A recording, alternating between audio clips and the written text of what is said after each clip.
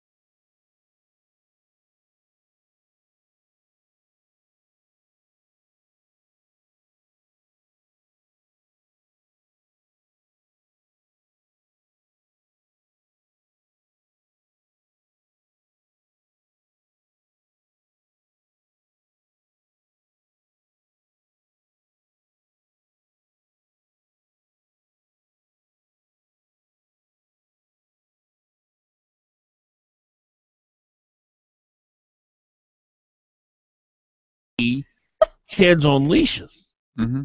and that was something that I had personally never seen before. I don't really know what I don't really know what to think about It's that. hysterical. Is that legal? First of all, will the state take your child if you put them on a leash? If you have to put them on a dog leash. I remember we started talking about it one afternoon. We got like 50 calls on it. Parents were yelling and screaming at each other, and it was a really hot button issue. Well, did they like them or not like them? Some thought it was great. Some thought it was horrific. Well, I've had 2 children. I only have 2, and they've been relatively easy. So I've never had to do that. A stern word will make them stay by my side no matter what. But I've had friends who have kids that need leashes. Do you put any of your children on leashes? No. You ever keep them in cages? No. Well, you would say that a car ride that goes on longer than an hour and a half or so is probably very similar to a caging your children. Well, if the cage is comfortable, I don't really know that it's that big a deal. Yeah, I mean, how could that be wrong? Put a little Put some water in there. Some little wheel to run on. I am not anti-leash, so I don't want people calling in being upset. You're not anti-leash. I'm not anti-leash, but I don't need a leash. So, Glenn, what do you think about leashing? If it would work, I have a feeling that there's a little bit of stretch. It'd be like a bungee leash, and your child would just constantly be, like bungee jumping off. You know that my dog that I had for many years, I never once had on a leash. Alex? Yes, he was so well trained. Oh. Yeah. He just stayed by your side, huh? I have an untrained dog, but she's off leash all the time. Your dog is nutty as anything that ever lived. What kind of dog is it? It is a yellow lab. Fat, and it's amazing. And dumb and happy. Well, he's happy. That's the best kind. Yeah. The thing that I don't understand is that this dog of Glen's, which is obese, morbidly obese, never stops. And you would wonder, this thing must just eat constantly because I've never seen it literally stay in one place for more than 4 seconds. No, and it's joy. It's constant joy. That's cute. And it's so happy, and that tail goes 100 miles an hour. It's about 7. Cute. How does it big? It's not that big. That's it. Oh no! It's every child feeds it during the day. If you okay, there is one thing we are fairly careful about how much food we give the dog. So there are 2 possibilities. One, the dog is actually much more clever than I give her credit for, and she is stealing food from the dog bucket that the kids are supposed to feed into the dog bowl. Number 2, I believe that every single person who lives on my street feeds that dog. Oh. People will drive by and she'll run out to the road and they'll hand her something from the car. Even the person who delivers the mail feeds the dog. Oh my goodness. Oh yeah. So they're all working against me. That could be it. That's a sly dog. That may be it. Oh, she's just joy. She is a bottled up joy. Yeah, wonderful dog. I love labs. They're great. Is it a lab? Yellow lab. When dogs are morbidly obese, it's hard to tell what kind of species they are. Yes. She's definitely not Daisy. And apparently every dog, every third dog is named Daisy. Yeah, I had a dog. Is that right? I named a dog Daisy. I kept her for about 8 months, and then I got rid of her. You got rid of a dog after 8 months? I did. Man, that's cold-hearted. She had an issue. What was the issue? It was an anal issue. People eating Am I allowed to say that? I think gas. I think you use gas. There are people eating eggs right now. Right now. Sorry, you asked. They had a big mouth at scrambled eggs. I wasn't willing to clean her out all the time. This is an opportunity for learning. You could tell her she didn't want to answer. You wanted to press. You are the reporter. Got to get the facts. You just had to know. Had to know. There's an issue. I want to know the issue. Okay, well, Any now you got it. talk show host, you can't say there's an issue and say, oh, well, thank you. I found her a nice home. What? I found her a nice home who was willing to do that. She's good. I still don't know what that is, and I really don't want to. I don't want to. She had know a lot of gas, else. I think. No. Gas. No. You know how dogs scoot on the ground, and they're trying to get rid of that stuff back there? Well, she didn't have those. She didn't have the ability to get rid of that stuff, so I would have had to manually. Here's the good news. Clean her out. Here's the good news. We can all relax because obviously no one's listening anymore. So let's just take the kind of day off mentally. All right. Doesn't really matter what information we present for the remainder of the broadcast. Good. Because other than our immediate family, no one's listening. You thought my yogurt story was bad. When you start talking about a dog dragging her ass along the ground, I didn't say that I word. can promise you no one is now listening. There's really nothing you can do to repel listeners. Where can we go down more from than here? you cannot? We Hey, can't. this is interesting That stuff is right as here. low This is great. as it goes. All right. 569-1080. 569-1080. Fagan, Biegel, and Bonnie. It's 614.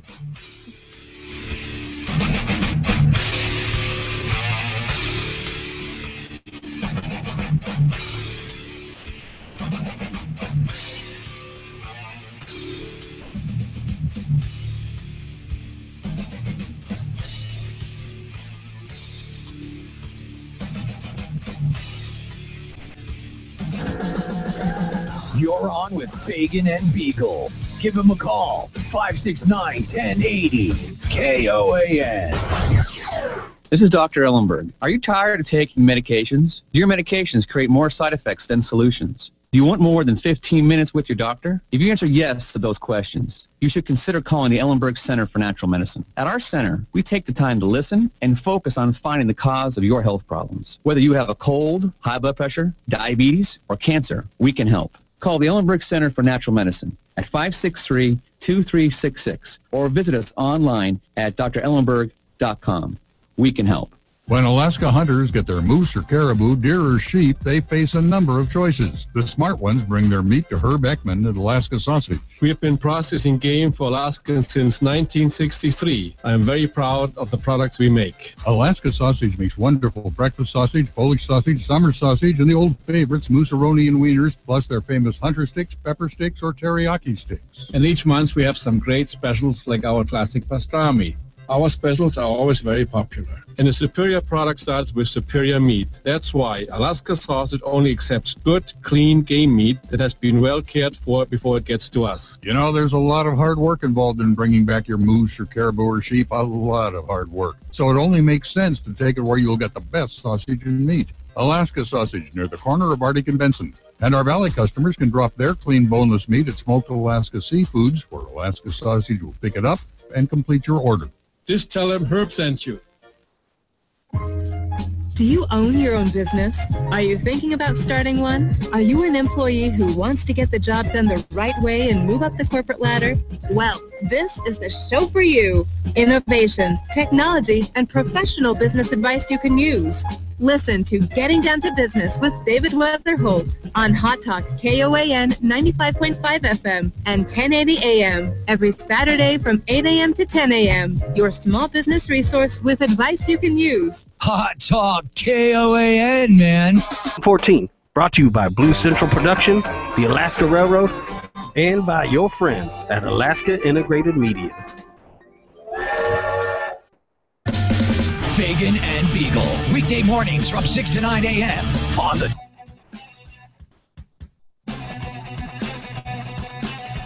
17 minutes past 6 o'clock on a Tuesday morning, 26th of August. Well, August just flew by, didn't it? Our number 569-1080. 569-1080. That's the number if you'd like to reach us in Anchorage.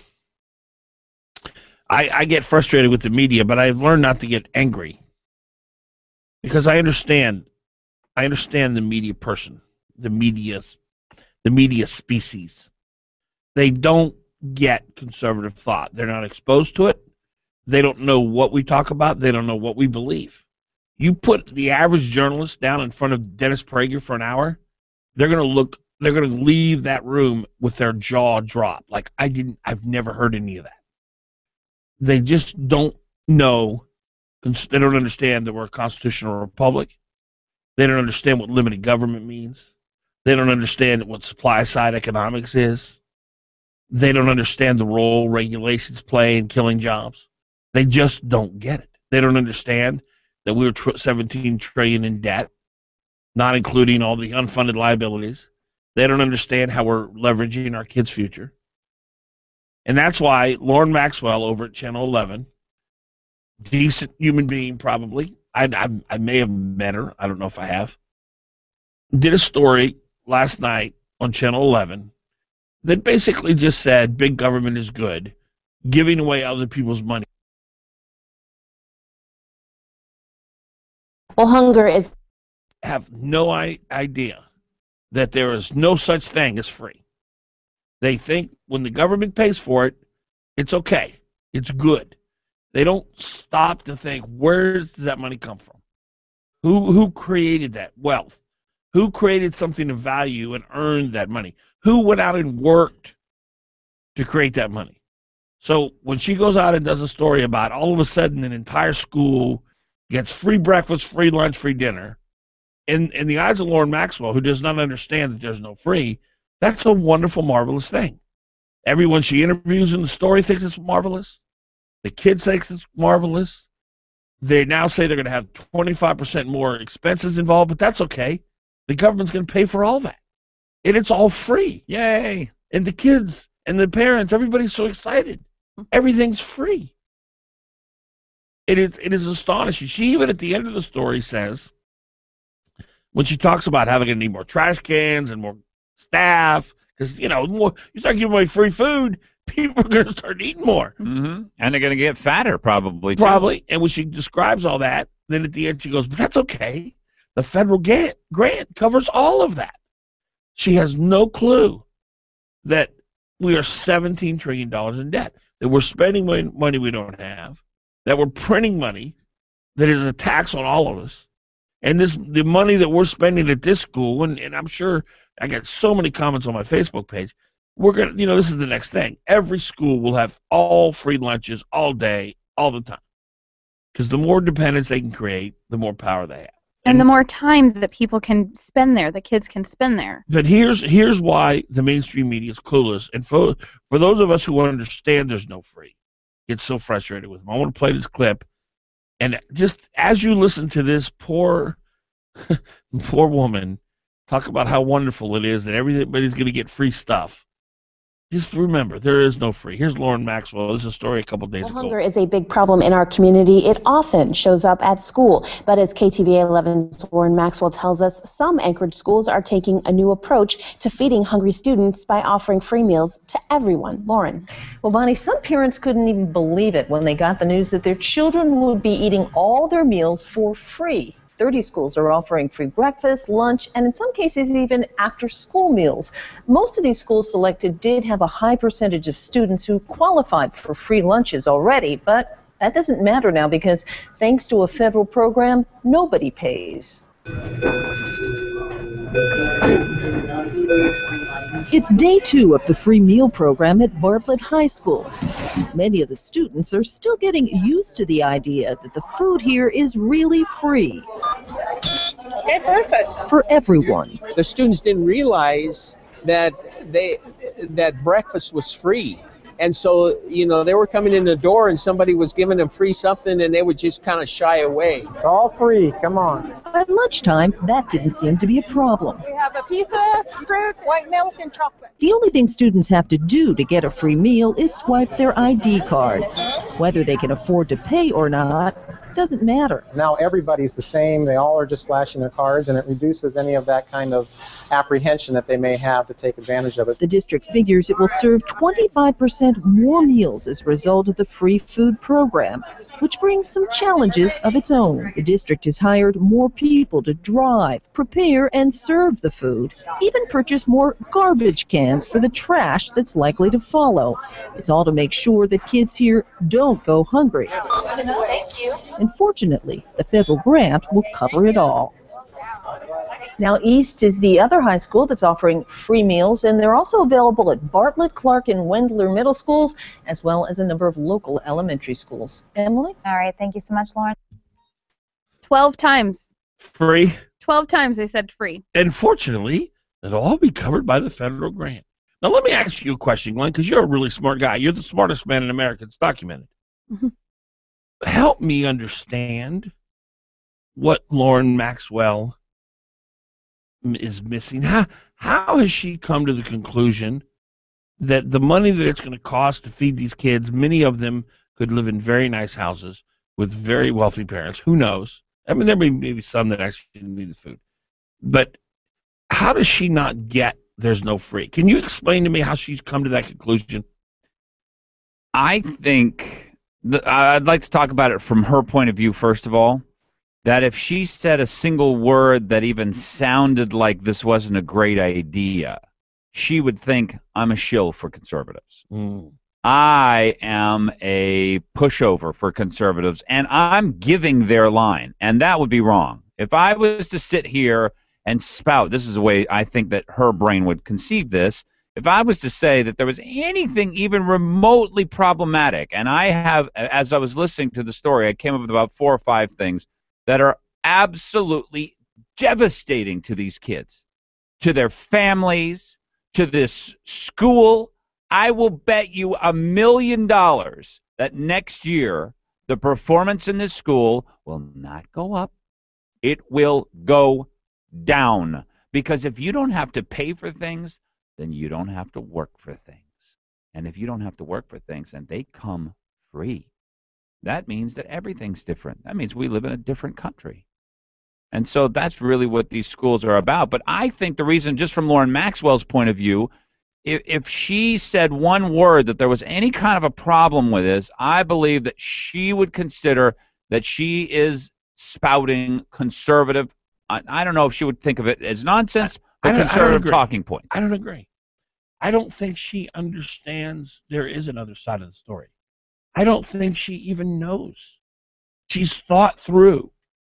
How are you going to know we're $17 trillion in debt? Diane Sawyer's not going to tell her that. The Alaska Dispatch isn't going to tell her that. And she doesn't know that other people's money is being used for this. It's the government, Glenn. And the government is this magical entity that goes around helping people. Mm-hmm. And the money that's involved, well, the government can figure out how to get the money. That's not a problem. I don't think it's that she's thinking, I don't want to help conservatives. Because I've worked with these people. They don't even know conservative thought exists. It is a foreign religion to them. Now, I agree with you. I think you are right that if you were to pull her aside and say, you know, Lauren, this money, somebody went out and earned that money. They went out and worked really hard, made sacrifices, paid their taxes, and now we're buying kids who, frankly, could easily afford their own lunch and breakfast and dinner, and we're just giving these other people's money to these kids when they don't really need it. And I think she'd start to think about that, and she'd probably go, yeah, oh, you're just hard-hearted and cold. And, you know, I think that might be the result of trying to expose her to conservative thought. But conservative thought, see, this is the way the left wins. They control everything. They control the public school system. They control the media. They control Hollywood. They control the music industry. Clearly the federal government. The federal government. Yeah. I mean, that's pretty obvious from this program. I have a number of I don't know if that's right, because what you're saying is she doesn't even know that we're $17 trillion in debt. I think for people on the left, and I don't know if she's on the left or not, but if for people who are on the left, they don't care that we're $17 trillion in debt, and a lot of them have said, just like Paul Krugman, you know, it'd be better if we were $70 trillion in debt. I don't know why the federal government hasn't printed $10 trillion a year. You know, if we're going to do a stimulus program, let's make the stimulus program something serious. When you say people on the left, you have to understand in our culture today, you either understand conservative thought or you don't get it. Because you never heard it. You've never heard it. Okay. Because most people today, unless they make an effort to listen to talk radio, watch Fox News, read the Drudge Report, they're just going about their daily lives. And that's what Lauren Maxwell is. I'm not saying she's an activist leftist. I mean, she could be. But most of these people, their college professor, when they were in journalism school, said you got to go after the corporations. They're the bad guys. Mm-hmm. They never said the government was a bad guy. Yeah. The oil companies, big pharmaceutical. These are the people we have to go after. And, you know, so she's not trained. And her worldview is, as long as it's not an oil company, they're doing okay. You know, we don't. Okay, well, I think you and I are saying basically the same thing. What I think she would hear is a tinny sound, the tinny sound of conservatism, if she allowed any of it into her piece. Yeah. She's done a fair piece, and her fair piece does not include any conservative thought, because conservative thought it's just not fair. Well, it's not fair for her to cover that. Here's how a conservative would have done the story: is why not means test? Why not have a parent be able to prove that they truly cannot feed their own child? Well, that's the first question, right? Wouldn't that be the first question in the story? That's not my first question. What's the first question? My first question is, why do schools down in California that are charter schools who don't serve a single free meal and are the highest performing schools in the entire state of California, how do we replicate that in our school, and would that be a better model for us to follow? That's what a conservative would say. What you said is what a moderate would say. 6:29 is the time. Stay with us. Is what a moderate would say. 6:29 is the time. Stay with us.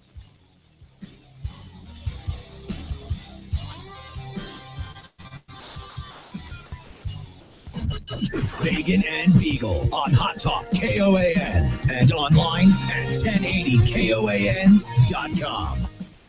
With KOAN News, I'm Chuck White. A Palmer woman faces drunken driving charges following a two-vehicle crash in the Palmer Wasilla Highway over the weekend. Police say 51-year-old Jimmy Frank did not yield to oncoming traffic. Arabian driving collided with another vehicle. Both drivers sustained minor injuries. The road was closed for about half an hour. Zantenda reports customers of Credit Union One reportedly may not have access to their money today. Credit Union One is working on fixing a system-wide crash that has resulted in the suspension of online and card access to accounts. The credit union officials say it should be fixed shortly, and in the meantime, no personal data is at risk. A rocket accidentally exploded immediately after taking off from a launch pad in Kodiak. Officials say the rocket was carrying an experimental Army strike weapon when exploded 4 seconds into its mission. No one was injured. That's your Hot Talk News update. Local weather is next. Partly sunny skies for today, high 62. For tonight, mostly cloudy skies with a stray shower, low 49. Clouds and sunshine with a shower in spots for tomorrow, high 62. Tomorrow night, low 50. Thursday, clouds and sun with a passing shower or two for a high 59. Hot Talk, breaking news, and the latest weather. KOAN 95.1 FM and 1080 AM. 333-8000, 333-8000, 333-8000, Mama Sister's Pizza Call. 333-8000, 333-8000, 333-8000, Sicily's back. It's that time of year again. It's back to school time at Sicily's. We know you're busy, especially when it's back to school time. So Sicily's created the back to school special. Buy any large pizza at the regular price, get an order of 10 chicken wings at half price. Let Sicily's do the cooking and driving while you check things off your back-to-school to-do list. Take a break. Order Sicily's back-to-school special. Just call 333-8000. That's 333-8000. Or order online at SicilysPizza.com. Best ingredients, best pizza, Sicily's. Call 333-8000, 333-8000, call for Sicily's Pizza. You gotta play to win. Don't miss your chance. The $30,000 Alaska Lottery Cash Sweepstakes is here. The drawing will be held September 1st at the Alaska State Fair. The grand prize is $20,000 cash, and there are 6 other chances to win. Second place gets $5,000, and the remaining winners get $1,000 each. Tickets are only $5, or better yet, get 6 for $20. It's like getting 2 tickets for free. Charitable gaming raises millions of dollars for statewide nonprofit organizations such as the Alaska Peace Officers Association. Get your tickets today at the new Tudor Bingo Center at 1436 East Tudor Road. Tudor charity tabs at 343 West Benson or the Alaska Lottery kiosk on the first floor of the 5th Avenue Mall. Tickets will also be available at the Alaska Lottery booth inside Raven Hall at the Alaska State Fair. You don't have to be present to win, but you gotta play to win. Brought to you by Alaska Peace Officers Association and the Alaska Lottery. Is it already time for your kindergartner to start learning reading, writing, and arithmetic? Would you like them to also learn science, history, and geography? Let's mix in the fun of music, art, and learning through play. Anchor Lutheran School offers this and much more in a class of no more than 22 students. Kindergarten through junior high enrolling now. Anchor Lutheran School on Arctic Boulevard, just north of Diamond. Visit alsalaska.org or call 522-3636 to learn more. Did you know that one of the state's premier medical facilities is located right in the heart of South Anchorage? Thanks to the Alaska Neurology Center, there's no need to leave Alaska anymore when it comes to treating the nervous system. You'll receive the best care at the Alaska Neurology Center for epilepsy, cerebral palsy, brain injuries, Alzheimer's, Parkinson's, Huntington's disease, multiple sclerosis, speech disorders, and they offer pain management as well. And if you're having trouble sleeping at night, the Alaska Neurology Center has the best sleep disorder experts in the state. They also have the most sophisticated MRI imaging technology in Alaska. If you need relief from stress or from migraines, relax in their luxurious spa. At the Alaska Neurology Center, their massage therapists are amazing. And they offer hydrotherapy, infrared sauna, hot and cold therapy, and shiatsu massage. And their medical spa also offers facials and waxing. The Alaska Neurology Center, located on Diamond and Old Seward. What if buying your next car could actually be enjoyable? At Payless Car Sales, we believe it should be. If you're in the market for your next car, come by and meet our knowledgeable staff and explore our selection of quality vehicles. We offer military discounts, and we give all of our customers Carfax history reports. We can also provide warranties and handle all of your lending needs. Just like driving your car should be enjoyable, so should buying it. Visit us downtown at 919 East 5th Avenue or on our website at PaylessSales.com. Payless Car Sales, where Alaskans drive. You're on with Fagan and Biegel on Hot Talk KOAN and online at 10. Concerned by the Alaska Department of Revenue and aired by ABA and this station. Fagan, Biegel. Weekdays 6 to 9 a.m. The Talk of the Valley. Good morning to you. 6:35. Fagan, Biegel, and Bonnie. Dan Fagan, Glen Biegel right over there. Bonnie Cameron over there to your left, my right. Our number 569-1080. 569-1080. We're talking about a story, Lauren Maxwell on Channel 11, in which she pretty much thinks it's just really swell that the government's going to feed everybody at the school. They're all going to be equal, Dan. That was one. A guy said that. I imagine that was a teacher. Well, he He's said the principal. He's the principal. Mm-hmm. Yeah, he said All something right. like there'll be no Everyone stigma. will be equal. Yeah. Yeah. We don't want to be embarrassed. Now, I want to take calls on this, 569-1080. But, Bonnie, you're a mother, right? Yes, I am.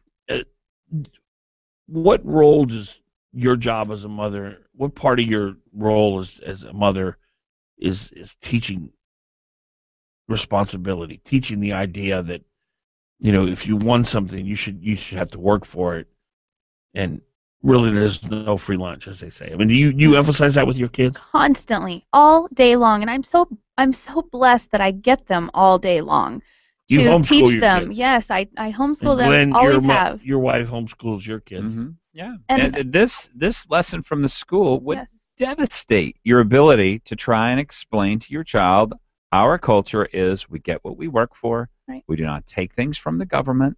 Somebody else had to earn that money. And if you take something from the government and you don't absolutely have to have it, you are not starving at that point. That is wrong. It is immoral for you to do that because it takes something from someone who earned it.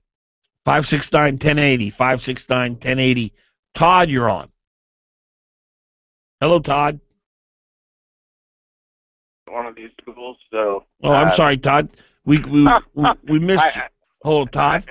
Yeah. We couldn't hear you at the beginning. Repeat what you said. Oh, I said I teach economics at one of these schools, and I can't even begin to tell you how bothered I am by this whole thing. Wow. Tell us why. Okay, well, to start, I mean, you guys have all made great points, but the thing that upset me the most was the part of the clip where the student didn't want to take it, and the person say, "Oh, no, it's free." Yeah. No, it's not free. Wow. And I mean, I helped my son pack his lunch this morning. It was a great father-son experience. Yeah. We talked to each other. We talked about healthy food. I mean, the shame is completely flip-flopped here. You should feel badly about having to consume things that you haven't worked for and that other people have paid for. You shouldn't feel badly for saying that that's wrong, but that's where Lauren Maxwell is. That's where she's from. She doesn't want to question it because she doesn't want to question the fact that someone might be hungry. How do you explain? Because you're an economics teacher, right? Yeah. How do you explain the fallacy that there is a free? Well, you say there's only two places that from where government gets its money. Taxes, students usually get that one right off the bat. Because most of them know that the government collects taxes. And then you say borrowing. And borrowing is just promised taxes in the future. Yes. There's no magic money tree. The government can't just print money without increased productivity in an economy, or it creates inflation, and the value of money is basically, worthless or worth less. Yes. So, yeah, it's not complicated, and students get it right away when you just break it down. But this idea that adults would tell them that things are free. Well, Todd, there is a balance here, though, isn't there?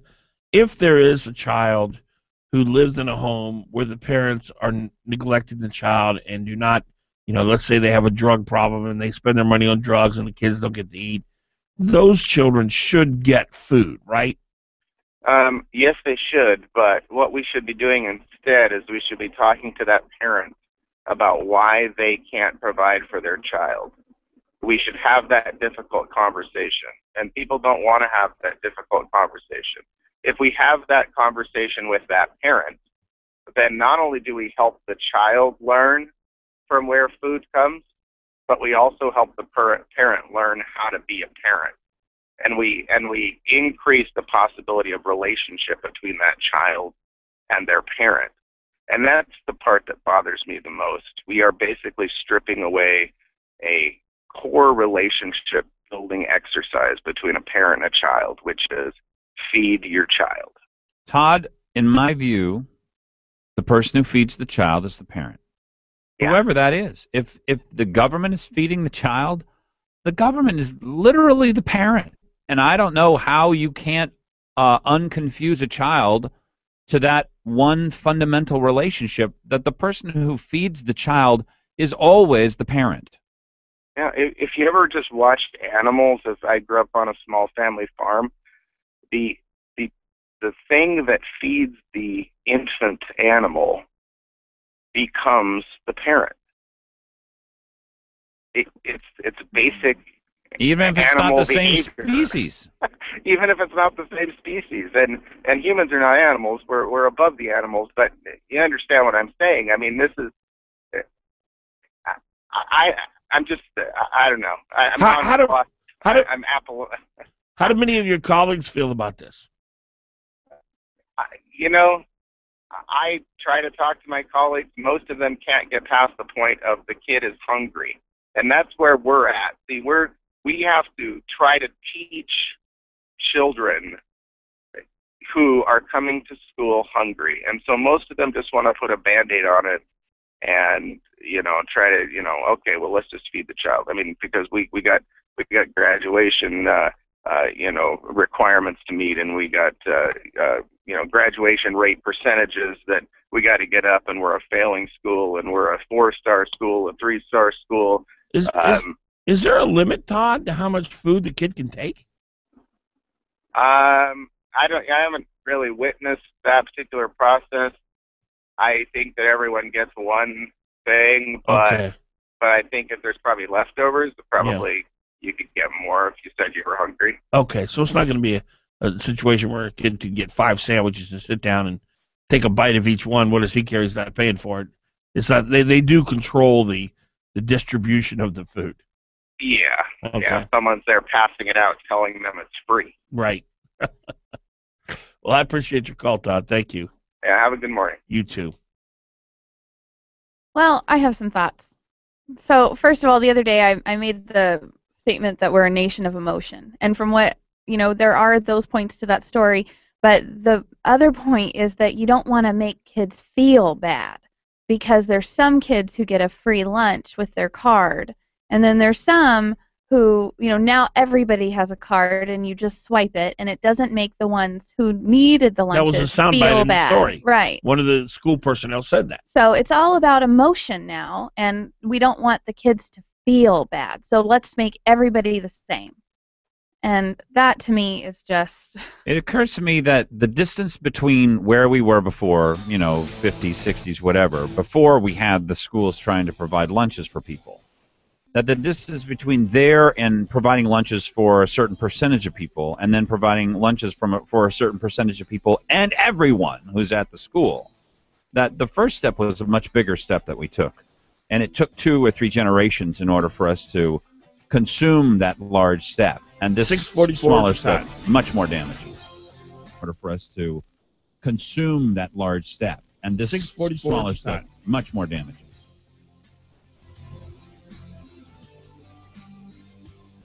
Don't just sit there. Give them a call. 569-1080. Join the conversation. KOAN. Hey, if you think all you need to know about beer is how to pop the top off the can, go to worldclassbeer.com. There's a whole world of beer out there, and worldclassbeer.com can help you navigate it. Learn the difference between an ale and a lager at Beer U. Get descriptions of all the craft beers and learn why they're so different. And when you see one you'd like to try, the Beer Spy Locator can direct you to the closest store. Worldclassbeer.com, designed to help you get closer to your beer. Brought to you by the Odom Corporation. Always drink responsibly.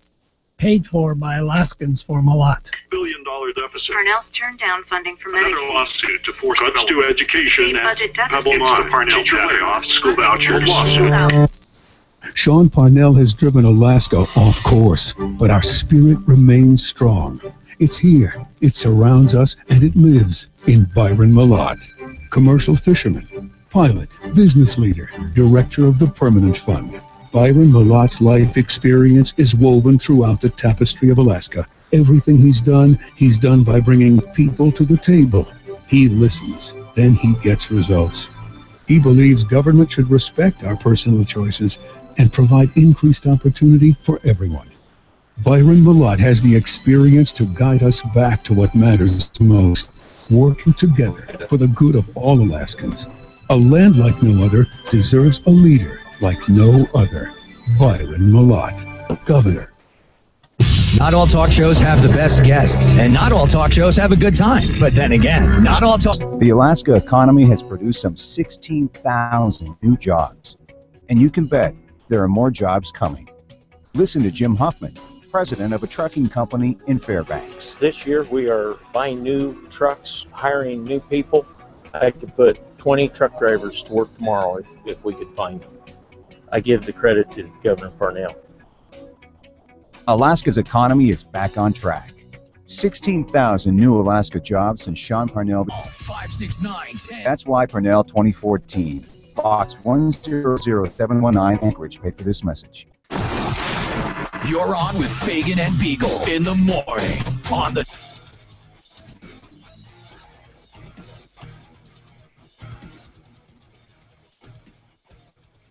.647 in the a.m. on a Tuesday morning, August 26, 2014. Dan Fagan, Glen Biegel, Bonnie Cameron, all here with you in the morning. So glad you're here. You need a new roof? Well, here's an idea for you. Give a call to the best roofing company in the state of Alaska. Frank and Becky Earhart, their son James, they started in roofing business 42 years ago with nothing. Now they have 17 trucks, 60 employees. Whether it's industrial, commercial, residential, they're the best. They give you a 50-year warranty on any roof they install. They can do a roof in 2 days now.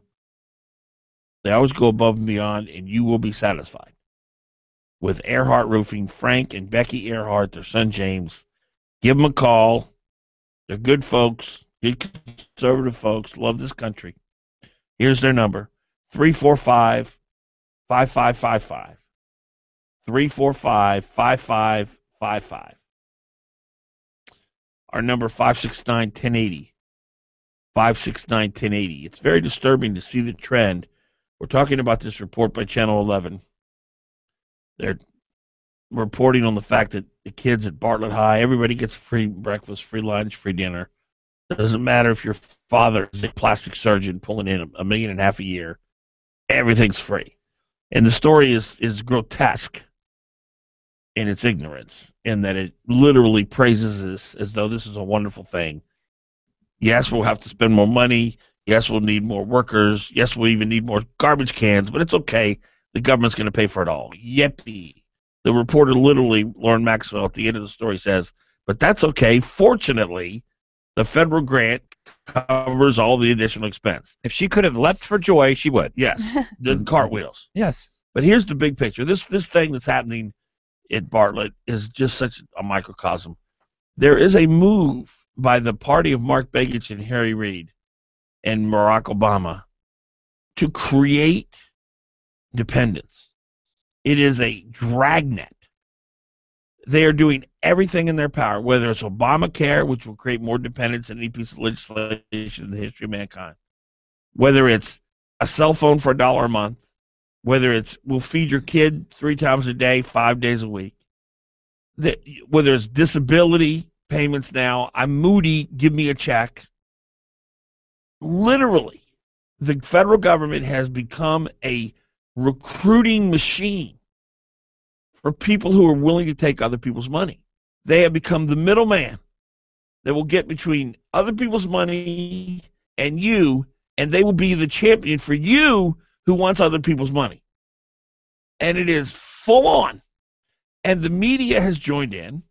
The education bureaucracy has joined in. Hollywood's on board. And those of us who understand there's no free, we're becoming smaller and smaller, it seems, in this culture. And when we speak out about it, we're cold-hearted, we're mean-spirited, we have no heart. And we're sitting here, we're watching it happen all around us. And what can we do?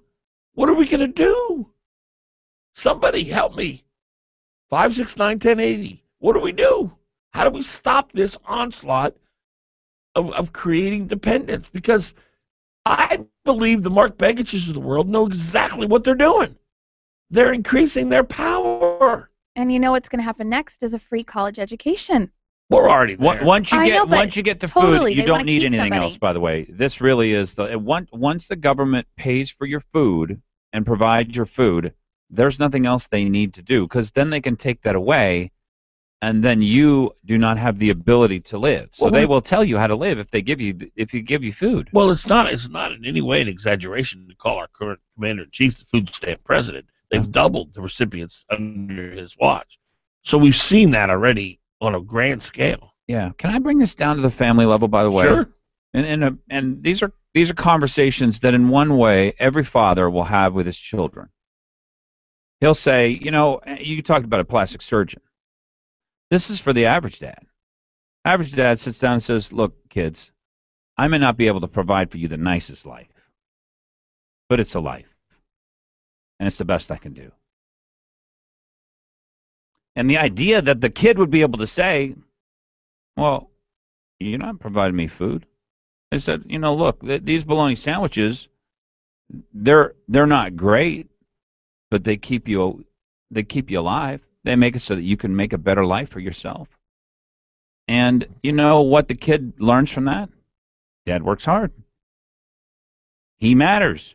He feeds me. And the idea that he wouldn't be able to have this conversation with his child because he's doing the best that he can, I could care less about the surgeon who's got to pay high taxes. The damage that's done here, primarily, is that they have created a left-winger, because now everybody's going to be equal, as that crazy, out-of-his-mind, religious fanatic who happens to be a principal said during this piece.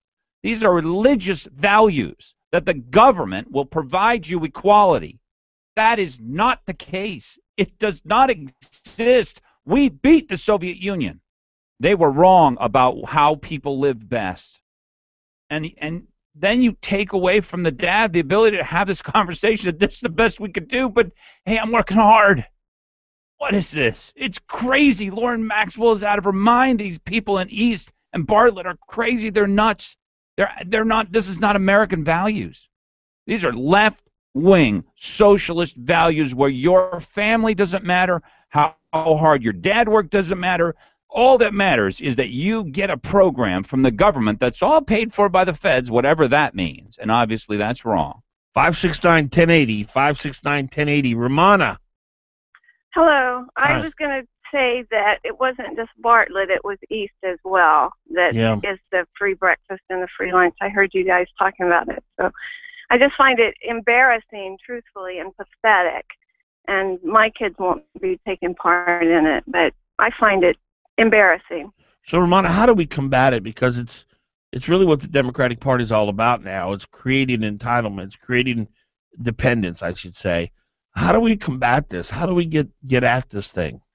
You know, I don't know. I think it goes back to the family, because my kids, you know, I send my kids to East, but I'm very involved with them, and it's almost like they're getting an education in spite of the schools at this point. And I think, truthfully, a lot of the parents are, I don't know if they're busy, both of them working full time, but I think it goes back to the parents talking to their kids about this is not American values. That's what we listen to you guys, and we talk about this type of stuff every day.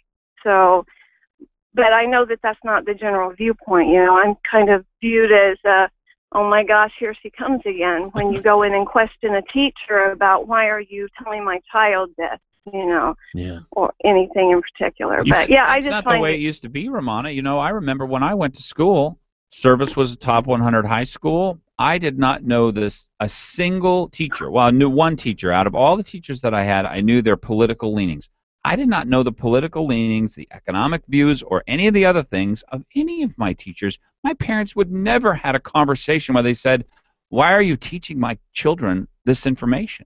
Never. I had a child, and now this was a couple years ago, but at the same school, I had my child actually told the teacher that she was wrong in the class because she compared the Holocaust and what happened in the death camp with what America did with the Japanese internment. And that was here at East High. Wow. It was ridiculous. And my daughter spoke up and said, well, that's not the same at all. It was wrong of us, but it's not the same at all. I just find it appalling. I don't know, I think it's social engineering. I think they really are teaching them not to love America, that we are just one of many nations. And that's what they're teaching them. They're teaching them more of you know, they can't teach them math, but they can teach them, you know, the liberal viewpoint. And it's very unusual to find a teacher anymore, at least at the school that I'm at, that is conservative. And if they are, they hide it very well. But yeah, they don't, you know, we had a social studies teacher who told the kids, also in AP class, that America's always been messed up. And that was here at the high school. So when I realized that, I started talking to the kids every day about it. You have to deprogram them. You do. And then, you know, one of my children, I have 5 kids, would come home and say, oh my gosh, you can't believe what I heard today. But of course the other child is like, oh yeah, my teacher said this, but please don't go talk to her. You know, so it was one of those. Have your kids seen America by Dinesh D'Souza? A couple of them have, yeah, and I really liked it. That might help a little bit. Right. No, we went. A couple of us went, and both of my daughters went with watched the Common Core, you know, the Glen Biegel thing. So, yeah, but what I'm finding, you know, I have a senior and I have a junior, and I just want to get them out of the system. Yeah. And they're pushing Common Core in the math classes, even though Alaska did not accept Common Core. The Anchorage School District, of course, did, but they're not teaching them.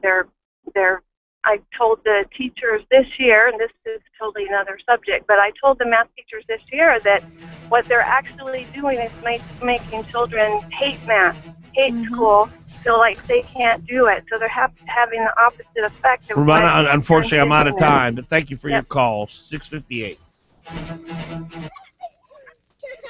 I remember. But thank you for your call. 6:58.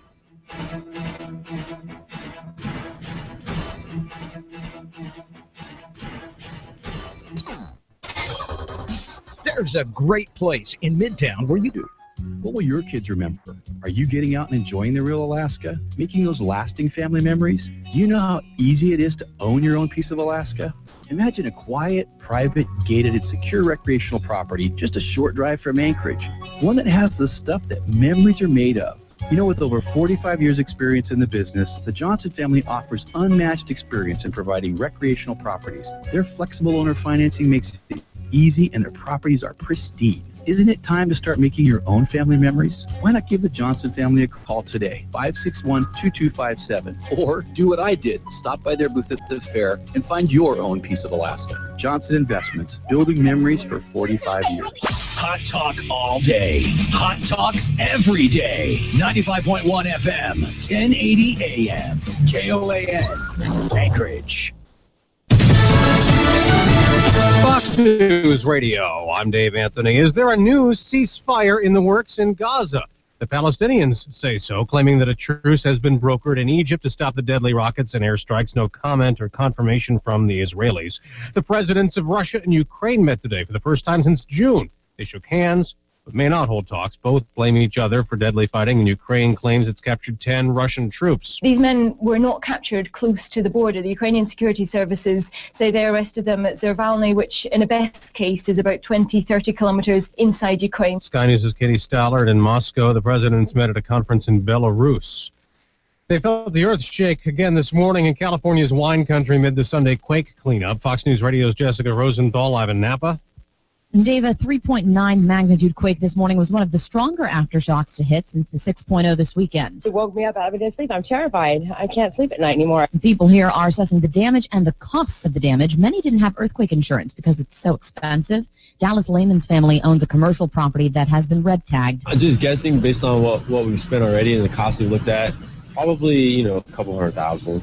I would think. The city's red-tagged 70 structures as unsafe to enter, Dave. Jessica, 2 states trying to get gay marriage bans restored are in court this hour. Fox News Radio's Tanya J. Powers has this live. Things are underway in the 7th U.S. Circuit Court of Appeals in Chicago. That's where the attorneys general for Indiana and Wisconsin are defending their state's gay marriage bans. They're arguing that the states have the authority to set marriage standards. Busloads of gay marriage supporters are also there to make their voices heard in the matter. Gay marriage bans in both Wisconsin and Indiana were ruled unconstitutional in June. Tanya, we're more optimistic about the economy. Consumer confidence this month has hit the highest in nearly 7 years. The Conference Board cites an improving job market as a big factor. Fox News Radio, fair and balanced. Attention homeowners. I'm Jay Farner, president of Quicken Loans. We've told you about HARP in the past. There are so many more of you who could be saving hundreds of dollars every month on your mortgage. It's simple and easy. And for 4 years in a row now, J.D. Power has ranked Quicken Loans highest in the nation in customer satisfaction for primary mortgage origination. To learn more, call 800-QUICKEN. Visit jdpower.com for award information. Important terms and conditions apply. Call us for cost information. Equal housing lender. Licensed in all 50 states and MLS number 3030. America was built by people with a few dollars and a dream. And while many don't know it, there's one path to success that still only requires a dream and about $10. That's right. If your dream is to start or grow your business, something as simple as the right business card could make all the difference. And today at Vistaprint.com, you can get 500 full-color business cards for only $9.99. That's right, only $9.99. Just go to Vistaprint.com and enter promo code 1818 at checkout. That's Vistaprint.com, promo code 1818. Hi, my name is Mike Ferris, president of Alaska Enterprise Solutions. We are the face of Xerox in Alaska. Xerox is a trendsetter, and AES Xerox is following in those footsteps. We are the document management experts, specializing in short-term rentals of copiers and scanners. We have offices in Anchorage and Fairbanks, and we are your Xerox professional agency with an Alaska focus and worldwide support. You can reach us at aesalaska.com or 561-5100. Who was the last Alaska governor to see 16,000 new jobs created on his watch? Was it Wally Hickel, Jay Hammond, Bill Egan? The last governor to see 16,000 new jobs is our current governor, Sean Parnell. Alaska is in the middle of a jobs boom. Since Sean Parnell took office, the Alaska economy has produced some 16,000 new jobs. And you can bet there are more jobs coming. Listen to Jim Hoffman, president of a trucking company in Fairbanks. This year we are buying new trucks, hiring new people. I could put 20 truck drivers to work tomorrow if we could find them. I give the credit to Governor Parnell. Alaska's economy is back on track. 16,000 new Alaska jobs since Sean Parnell became our governor. That's why Parnell 2014, Box 100719, Anchorage, paid for this message. When I grow up, I want to be a pro basketball player. An elementary school teacher. No matter what dream you choose or where you are in life, Country Financial helps you and your family grow your own way. Or maybe a veterinarian. A mom, a doctor, and president of the United States. Maybe an astronaut or, an Olympic gymnast. You can go your own way. We know some dreams take a little longer to achieve, which is why your local Country Financial representative offers helpful advice on everything. From auto and home insurance to financial planning, education to retirement, and business insurance too, so that you can continue to grow and dream. Or maybe an accountant, like my dad. For more information, visit countryfinancial.com or call 1-866-COUNTRY. Country Financial. Grow your own way. Glen Biegel, you have beautiful teeth. Why, thank you, Dan Fagan. That's because my family and I have gone to Dr. Dan Kiley for years. I get scared at the dentist. Dr. Kiley knows people like you are afraid, so he creates a relaxed atmosphere at his office. People actually like going to the dentist with Dr. Kiley. I know it's important to have good dental health. And you look better with good teeth. And Dr. Kiley offers cosmetic dentistry along with general care. Visit Dr. Dan Kiley at lakeotisdental.com. Call him at 562-9209. Hot talk, KOAN, man. Serial kill. You could call it sit. How about no? Listen to us 5 p.m. to 7 p.m. Monday through Friday right here on KVNT, 1020 AM, 92.5 FM. Fagan and Biegel, weekday mornings from 6 to 9 a.m. on the Talk of the Valley, KVNT. 6 minutes past 7 o'clock on a Tuesday morning, the 26th of August. Dan Fagan, Glen Biegel, Bonnie Cameron here on your radio in the morning or listening online. You know, since this Carfax report came out, car dealers have really had trouble because you know everything there is about the car with the Carfax report. And a lot of dealers, you know, let's be honest, they're not above board. Well, Ollie Sheik at Payless Car Sales, he embraces the Carfax technology. Every customer who comes on his lot, he presents you with the Carfax report. Folks, that's just unheard of. But that really speaks to the character of Ollie Sheik. He wants you to know everything there is to know about the car if you're going to purchase it, the history of it, if there's been anything wrong with it. And the reason that Ollie rolls that way is because he understands that a successful businessman is not someone who makes a quick buck now. A successful businessman is someone who builds relationships with customers over the years. And that's the way Ollie Sheik has grown to be the second largest used car lot in Anchorage. He's the fastest growing dealer. If you want to trust somebody to sell you a vehicle, car, truck, SUV, that has good value and is reliable, go see Ollie Sheik at Payless Car Sales. He's located on East 5th Avenue, 919 East 5th Avenue. Google Payless Car Sales, and you'll be able to find him. Tell Ollie Sheik that Glen Biegel and I sent you, and you'll be well on your way to getting a new ride that will be fun to drive and reliable for you, especially during the winter. 7:08 is the time, 569-1080. Bonnie Cameron, our good friend, went out to the state fair. How much they charged you to get in? Oh, I think it was about $13 for me and $9 for the kids. Or 9. So there's that. How much was the concert ticket? $55. $55 a pop? Yes. And that was just for one concert ticket? Yes. Is and Michael then $35 for my son because he stood up. He stood. Mm-hmm. Oh, so the concert they have tickets? two types. So the general admission and the reserve seating. Okay, so there were $55 for reserves, $35 for standing up. Yes. And then what'd you eat? We ate a lot of food. What'd you spend on food? It sounded like just about everything that they had. What Probably at least 50 or more. per child? No, for total for food. So you spent about don't 100 bucks? add it up. No, it'd be about 150 bucks for the whole deal. It was a lot.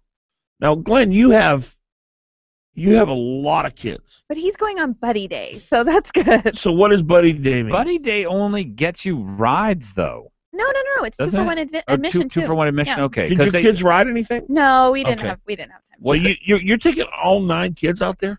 Well, one of them's in college, so I've got 8. There's So going to be 10 of us all together. So 10 of you. So that's right there off the bat. You got to spend 13 on half of them, right? Yeah. And then you're going to feed them? Yeah, I imagine it would be like $100 to get in. Or no, it's got to be more than that. Gosh, it's got to be 130. No, 120 to get in. And yeah, and then we'll probably give each of them 20. Oh, so they get to spend their own money. Yeah, then they can decide how they're going to spend that. Okay. A lot of them get like rocks and stuff like that. Rocks? Yeah. What's a rock? They go to these rock shops and. They go to the fair and buy rocks. Yeah. They buy like a rock? Yeah, they're like these polished stones and all kinds of interesting stuff. Have you ever been to the fair? Yes. Have you ever been to the fair with somebody named Matthew or No. Gregor? No. Okay. Your sons. All right. They like rocks, huh? Yeah. You know, because you can go get a rock for free anywhere, really, most places. Not fancy rocks like this. These are fancy. You know, I have a rock polisher. You if do? you'd rather. Oh, now does it take It's a like tumbler. a week to It polish takes a the whole rock? day, yeah. Oh, it takes a whole day. Maybe, yeah, I think it's a whole day. Wow. And will the kids ride rides? Oh yeah. And how do they get money for that? That's $20 though. Yeah, I don't know. In the end, I'm sure it's gonna. We'll have to take a third out on the mortgage. You know why my kids wanted to go so bad and got my heartstrings? Oh. Because you said these are the things memories are made of. There you go. And so they took that and ran with it, and it just that's right great. there Your got me kids right sound there. like good debaters. Oh, the they petting are. zoo, all those birds, and all yeah. those crazy vegetables. You know, and my daughter is almost 9, so she is growing up, and there was just things she wanted to do, like pet the little baby goat. And how old's your son? He's almost 14. Okay. Yeah. So it's a major expense though. Oh yeah. If you got a family. Yes. Like you said, it's a small trip. It's like a little mini vacation. Yes. Now you'll go out there. You'll be out there how long today? I would say about 6 hours if it's nice, and it looks like it is going to be nice. They said it was going to be nice, and it was. Was it nice last night? It by was. the way? It was pouring rain on the way out there, and then blue skies opened up. It was gorgeous.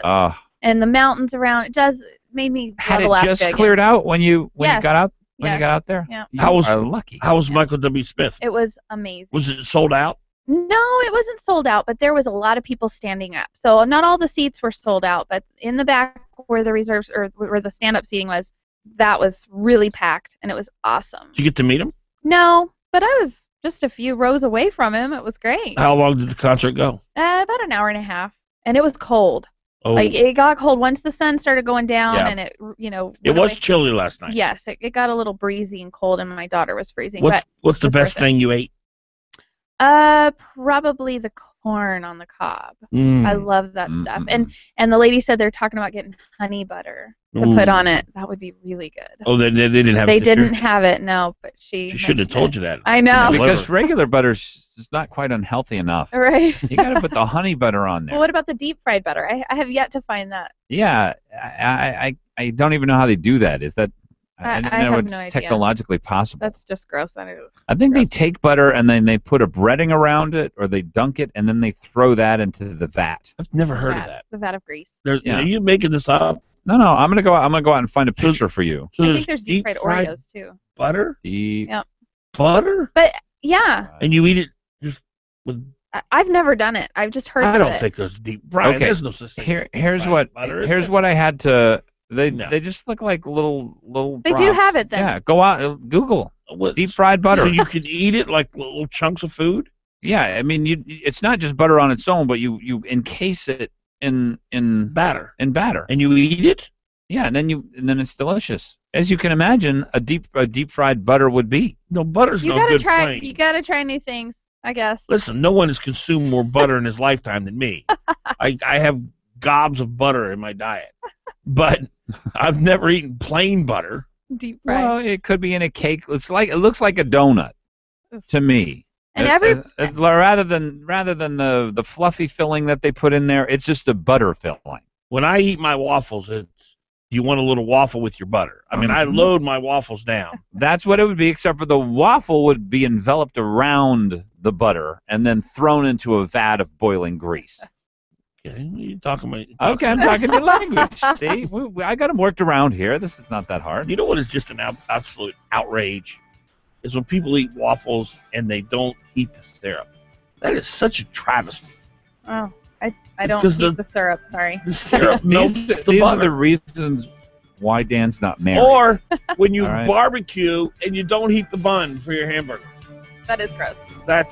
It's un-American. Unconscionable. 714. It is gross. It's un-American. Unconscionable. 714.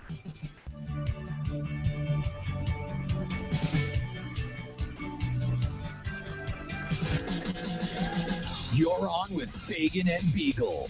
Give them a call. 569-1080 KOAN. You're on with Fagan and Biegel in the morning on the Talk of the Valley, KVNT, 92.5 FM, 1020. Specials are always very popular, and I believe you're really going to love these. We have been processing game meat for Alaskan hunters for over 45 years. We know it's superior products start with superior meat, and that's why we only accept clean game meat that's been well cared for before it gets to us. Our traditional old-world recipes turn your carefully prepared meat into superior products. You will be happy to serve your family and friends. Alaska Sausage, 2914 Arctic Boulevard. And for our Valley customers, there's no need to bring your game all the way to Anchorage. Now you can simply drop your clean, boneless meat at Smoked Alaska Seafoods in Wasilla, where Alaska Sausage will pick it up, complete your order, and bring it back to you. Just tell them Herb sent you. Trail Boss Solutions is an Alaskan-owned, nationally recognized top 500 construction and remodel firm. From our handyman services to our award-winning kitchen design and remodel, Trail Boss Solutions is fully licensed, bonded, and insured, and has the experienced professionals to take your project from initial design through completion on time and on budget. Please visit us on the web at trailboss-solutions.com or contact Trail Boss Solutions direct at 646-1403. O'Reilly. If it's hard to stop or you hear squealing and grinding noises during braking, stop by O'Reilly Auto Parts. You'll find the brake parts you need from trusted brands like BrakeBest Select, and Wagner Thermoquiet at everyday low prices. Play it safe with brake parts from O'Reilly Auto Parts. Better parts, better prices every day. O'Reilly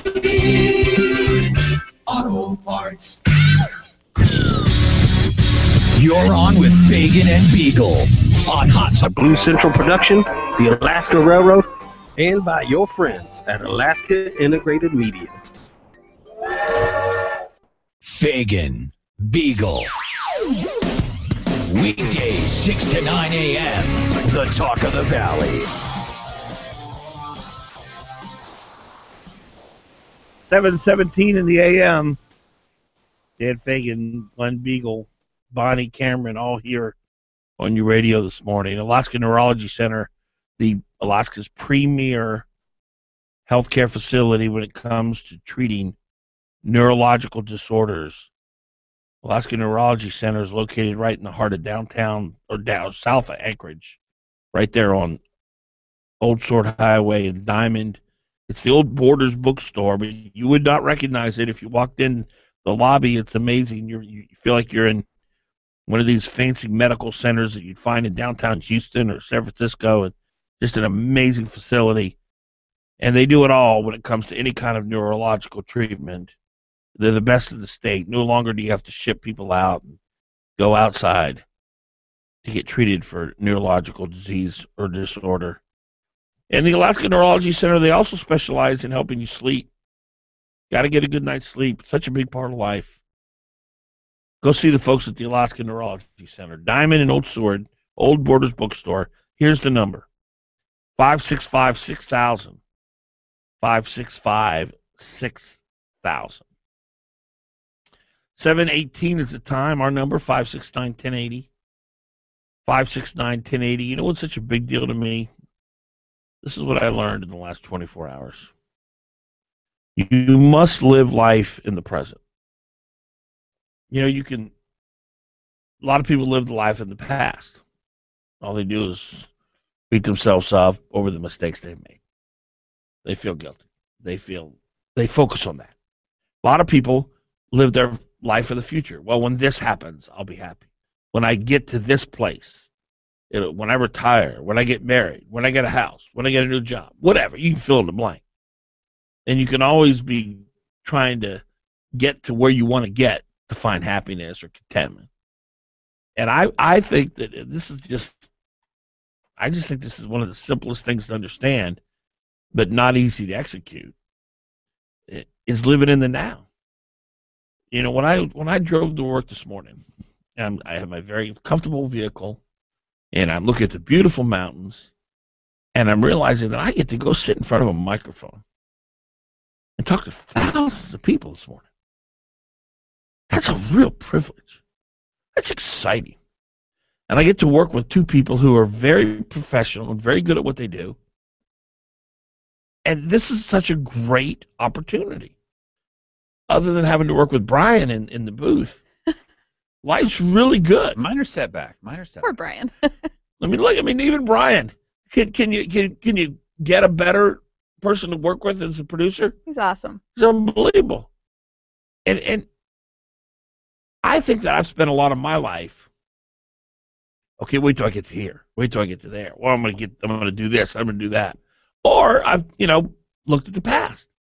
And if we could somehow figure out, and I'm speaking to myself, to live in the present, enjoy the people in your life now, enjoy the relationships you have, enjoy the circumstances, employ that heart of gratitude.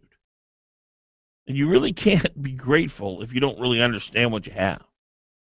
And I'm telling you, I am so grateful right now for my life and where I am in my life. And you look, well, some people would say, well, Dan, did you want to do this by now and do that? Well, sure, there's things that I wish that I had accomplished. But you can't focus on that because the present's pretty good. I think life's just filled with joy. I mean, if you live it well. Well, it's what you focus on. I mean, a lot of people, all they do is worry. Yeah.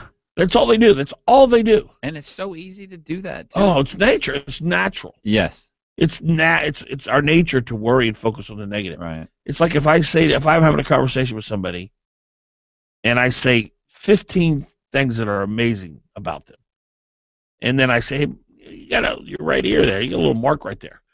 That's all they're going to remember. This is Dennis Prager's missing tile syndrome. Oh, no, I've not heard this. Okay, so he says you walk into your bathroom, and your bathroom is immaculate.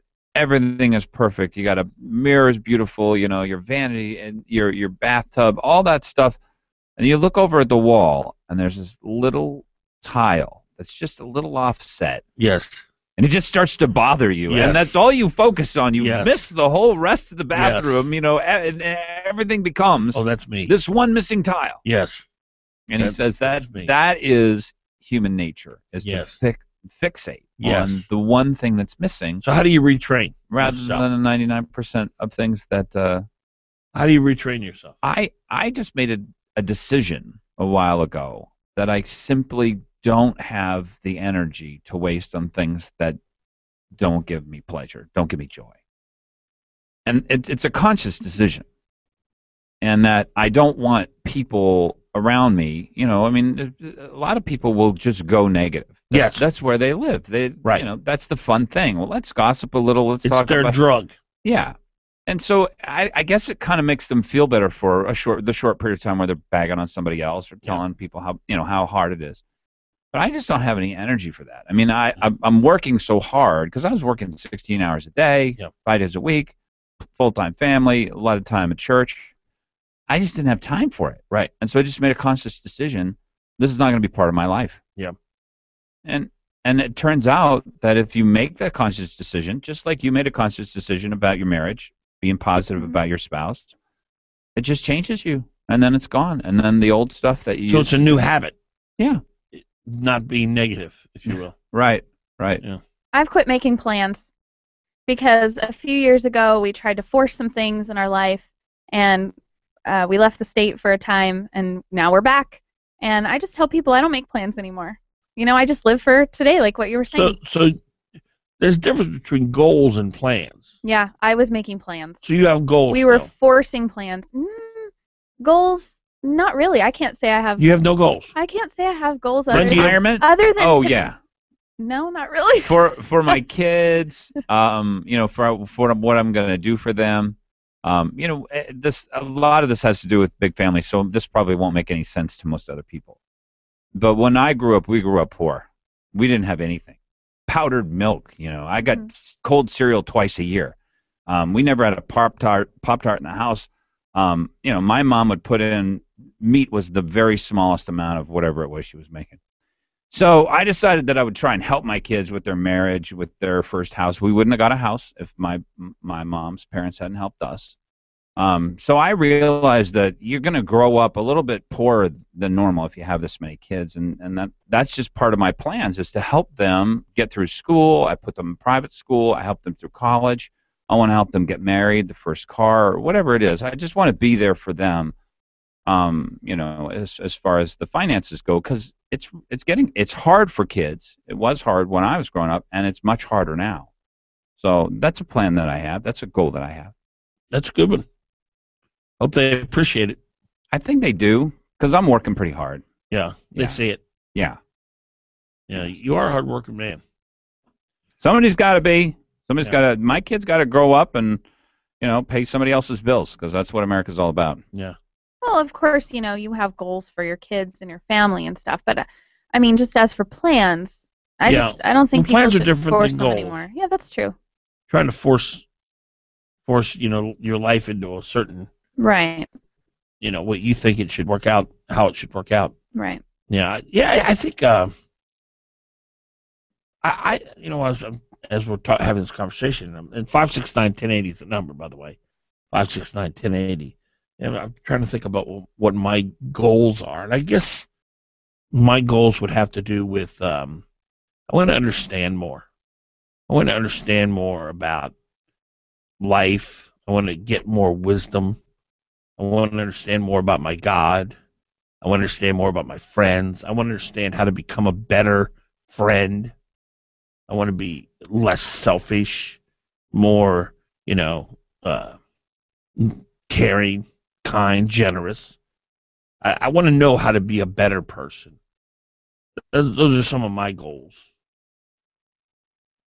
That's good. Well, it's admirable. Yeah, but it's easier said than done. Yeah. You got a long way to go there. I do Ken. have a just long had way to tell go. you. No, I do. I do have it. Everybody's got a long way to go, though. Yeah. That's the thing is, and as soon as you take the first step, as soon as you start your first habit, because let's just be honest, 99% of what we do in life, every single day, from the time we get up, how we brush our teeth, what clothes we put on, how we speak, the way we sit, all habit.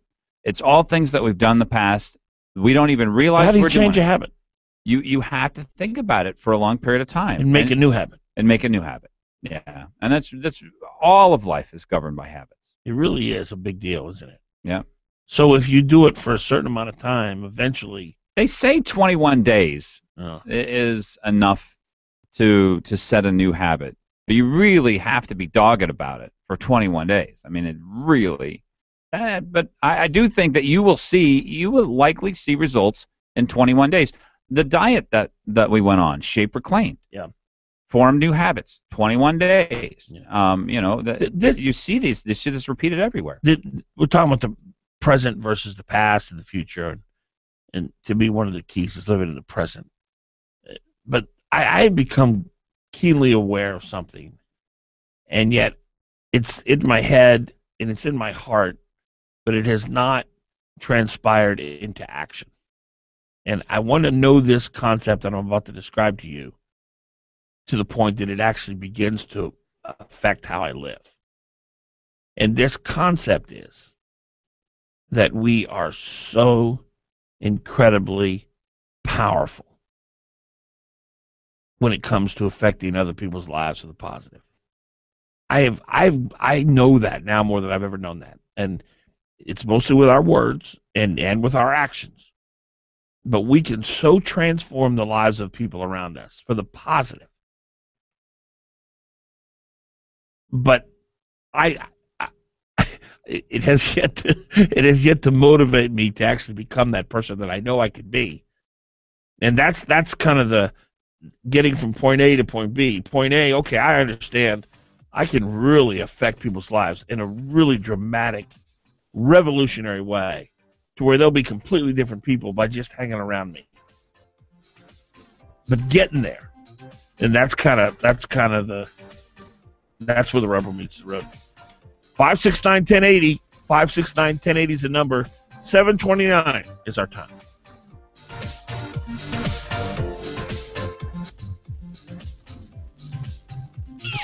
And now, the Fox News Business Report, brought to you by...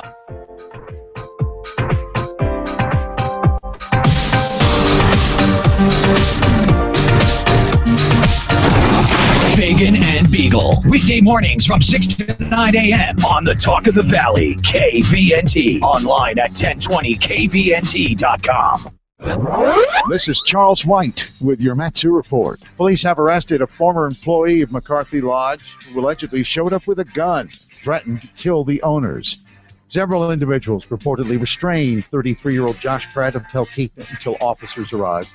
An online petition is going around social media asking people to protest a $320,000 retention bonus for University of Alaska President Pat Gamble. The grounds that it's just too much and is not appropriate following 40 layoffs on the Fairbanks campus. But Dr. Jaber has been nabbed as an alleged customer of the prostitution ring. 57-year-old Colton Oliver faces charges for his alleged part in the Alaska Naughty Maids website that prosecutors say marketed women across the state. We told you 39-year-old Amber Batts of Anchorage faces 7 felony counts for allegedly managing that website. KVNT, the Talk of the Valley. Partly sunny skies for today, high 62. For tonight, partly cloudy skies with a stray shower, low 49. For Wednesday, clouds and sun with a shower in spots, high 62. Wednesday night, low 50. Thursday, clouds and sun with a passing shower or two, high 59. Friday, high 60. If the Valley's talking, you'll hear it here. KVNT, Valley News Talk, 92.5 FM and 1020 AM. Call 333-8000, 333-8000, 333-8000. Mama Sisley's Pizza. Call 333-8000, 333-8000, 333-8000. Sicily's. It's that time of year again. It's back to school time at Sicily's. We know you're busy, especially when it's back to school time. So Sicily's created the back to school special. Buy any large pizza at the regular price, get an order of 10 chicken wings at half price. Let Sicily's do the cooking and driving while you check things off your back-to-school to-do list. Take a break. Order Sicily's back-to-school special. Just call 333-8000. That's 333-8000. Or order online at SicilysPizza.com. Best ingredients, best pizza, Sicily. Call 333-8000, 333-8000. Call for Sicily's Pizza.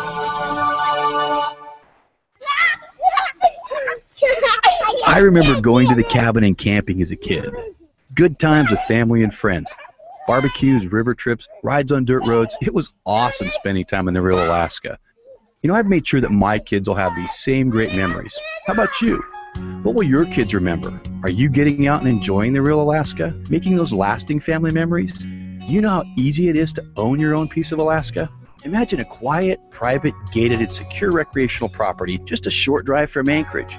One that has the stuff that memories are made of. You know, with over 45 years experience in the business, the Johnson family offers unmatched experience in providing recreational properties. But you don't have to take my word for it. Instead, one of the family. While you're there, let show you around these absolutely pristine properties. And be sure to ask about their flexible owner financing. Johnson Investments. Find them at alaskalandandcabins.com, at the fair, or call them 561-2257. Hi, this is Jonathan Martin with Harrington & Company. I am looking for a qualified buyer with a 90% letter from his lender. I have a 3-bedroom, bath and a half, single-car garage with carport on a large single-family lot in East Anchorage. It is priced in the mid-200,000s. It needs only a little bit of TLC. One of the state's premier medical facilities is located right in the heart of South Anchorage. Thanks to the Alaska Neurology Center, there's no need to leave Alaska anymore when it comes to treating the nervous system. You'll receive the best care at the Alaska Neurology Center for epilepsy, cerebral palsy, brain injuries, Alzheimer's, Parkinson's, Huntington's disease, multiple sclerosis, speech disorders, and they offer pain management as well. And if you're having trouble sleeping at night, the Alaska Neurology Center has the best sleep disorder experts in the state. They also have the most sophisticated MRI imaging technology in Alaska.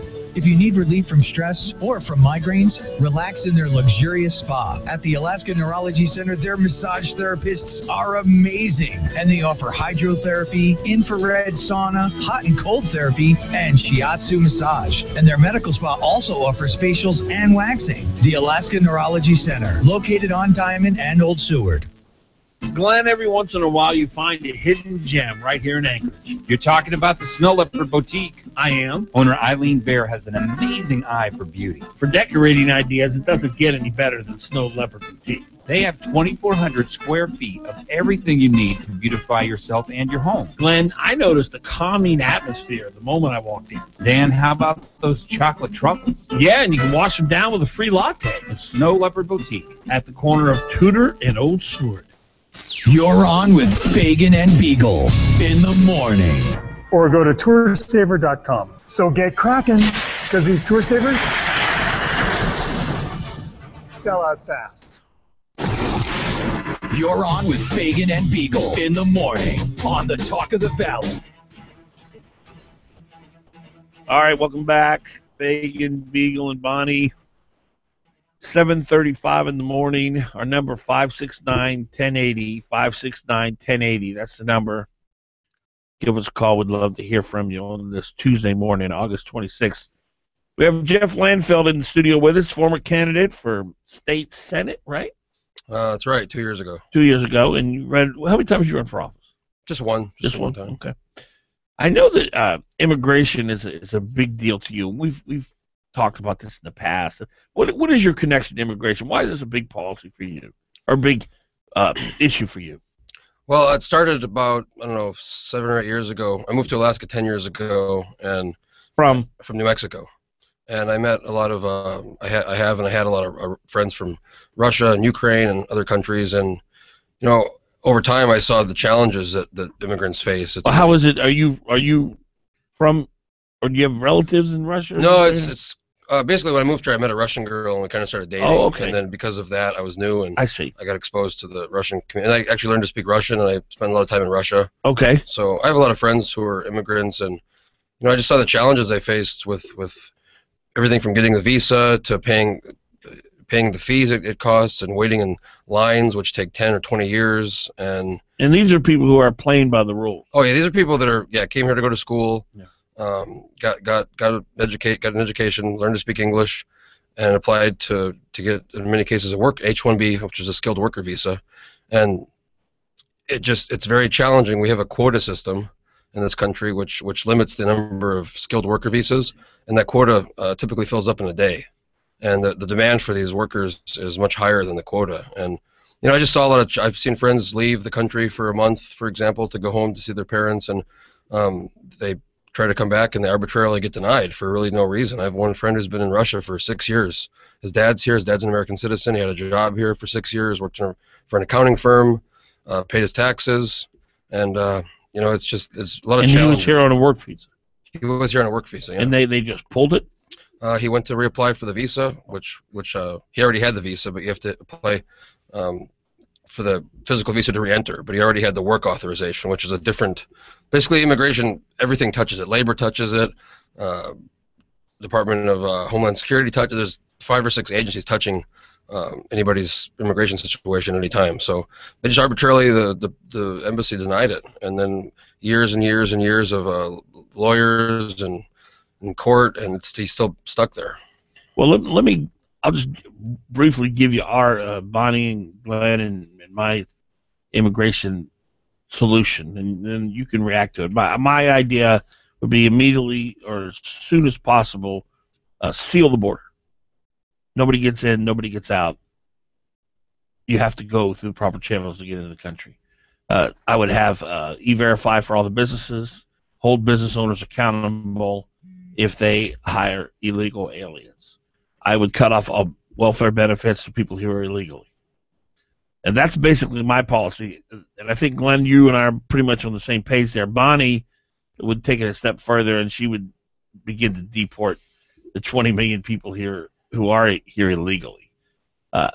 What's your thought on any of that, and what's your solution to immigration situation? Let me start with I guess with the E-Verify. The E-Verify, it sounds great, and I mean, if it worked, it would be great. But basically, you're placing the burden on enforcing immigration on employers, which is, I think, it's very oftentimes difficult. When you say somebody's here illegally, it sounds like, oh, they're here illegal, let's get rid of them. But in many cases, people, because it's so complicated, they don't know they're illegal. They think they're good. There's many cases where people who think they're illegal actually are U.S. citizens because of how the immigration law works. If you have a relative, your father, or your grandfather, maybe he came over from a country at a time where it allowed you based on immigration law, you're a citizen. So the E-Verify, there's flaws. There was actually 2 years ago in Anchorage, there was 3 people that were fired from their job because they were illegal, and then 6 months later they determined they were actually they weren't illegal. They were here. With today's technology, look, and you probably have to leave the government out of it and contract it out to the private sector, but I can't go get a fake visa and go buy a bunch of clothes today. Well, we have the technology to know who you are. And there's been a lot of cases where U.S. citizens have been arrested, detained, deported because there's many databases. A lot of them aren't accurate. Somebody types in a letter wrong. But you can't possibly think that with the technology today that we have with electronics, I mean, if I ship a package to Vancouver, I'm going to know every second of the day where that package is going to be till it gets there. With the technology that we have today, the technology comes with Visa and tracking, it's a no-brainer. We can find out whether you're not a citizen. And then the problem is a lot of times this stuff it changes on a daily basis. What does? People's immigration status is a moving target. Regulations change. For example, in the DMV, they passed a law last year in our legislature about giving somebody a driver's license who's here legally. The problem is it's very oftentimes difficult to determine somebody's immigration status. I mean, I just don't see how that could be something that could easily be overcome. Well, I mean, if I don't have enough money in my bank account, I can't buy anything with my credit card. It's instant. If I have $500 in my bank account today and I go spend $500 at Costco, when I go eat lunch, that card's not going to work. Within 2 seconds of buying that $500 item, you can't tell me today, Jeff. That example, that is easy, yeah. But you're comparing something that's simple to something that's not simple. Either you're here illegally or you're not. It's very. That's just asinine to me to say. So for example, recently a friend of mine's an immigration attorney, and there was a wife of an army soldier here who was he was married to a foreign person, and the lawyer the army they used to process the paperwork didn't do it correctly, and there were some problems, and the woman was here illegally for 7 years. So there was human error there. Yeah, should we deport her? I mean, she's married to a citizen. She's here. She's okay. So because somebody made a mistake once on this isolated incident, we should give up on trying to determine who's here legally. No. Not. I agree. We should people that are here illegally, who came here and who are drained, who aren't producing, who aren't being productive. Yeah, I think everybody agrees we don't want those kind of people here. But there's a lot of people who are here who maybe came when they were a kid. They were brought here through a variety of means or mistakes. They're here illegally. But they aren't dangerous. They're actually people we should embrace. They want to learn English. So they should take people's jobs who are here legally who can't find jobs. Well, in a labor market, I think it's good to have competition, and I think if somebody wants from illegals, no, here's a problem with immigration. You say illegal, and then people get this image of somebody hopping over the fence and I don't care how they got here. They're not supposed to be here. So you're gonna let that person who's not a U.S. citizen, who has broken the law to be here, you're going to give that person a job over someone who's a citizen? Well, there's plenty of U.S. citizens plenty of people who aren't U.S. citizens who are here legally, who have different visas. I mean, they aren't citizens, but they can work. But they're here legally. So the people who you're going to give the lawbreaker a job over somebody who's here legally? I think if somebody's here illegally, in many cases it's through no fault of their own, and they want to. They were kidnapped and brought here. Brought here when they were a kid. Maybe they've been here for a long time, and they don't know. In the instance of the video I sent you, where the guy was deported, who had the wife and the kids and the business and the family, and he was here when he was. The Christians brought him over from the border when he was 13, and he by his account, he thought he was here fine. He was here for 20 years, and he got grabbed up and sent away. His family went on his public assistance because they lost the breadwinner. No, we should embrace people like that. We shouldn't get rid of them. Jeff Ledfield's here. We're talking immigration. And believe me, Bonnie has yet to. Her engine is revving. She's going to dive in here. Stay with us. 569-1080. 7:44 is the time.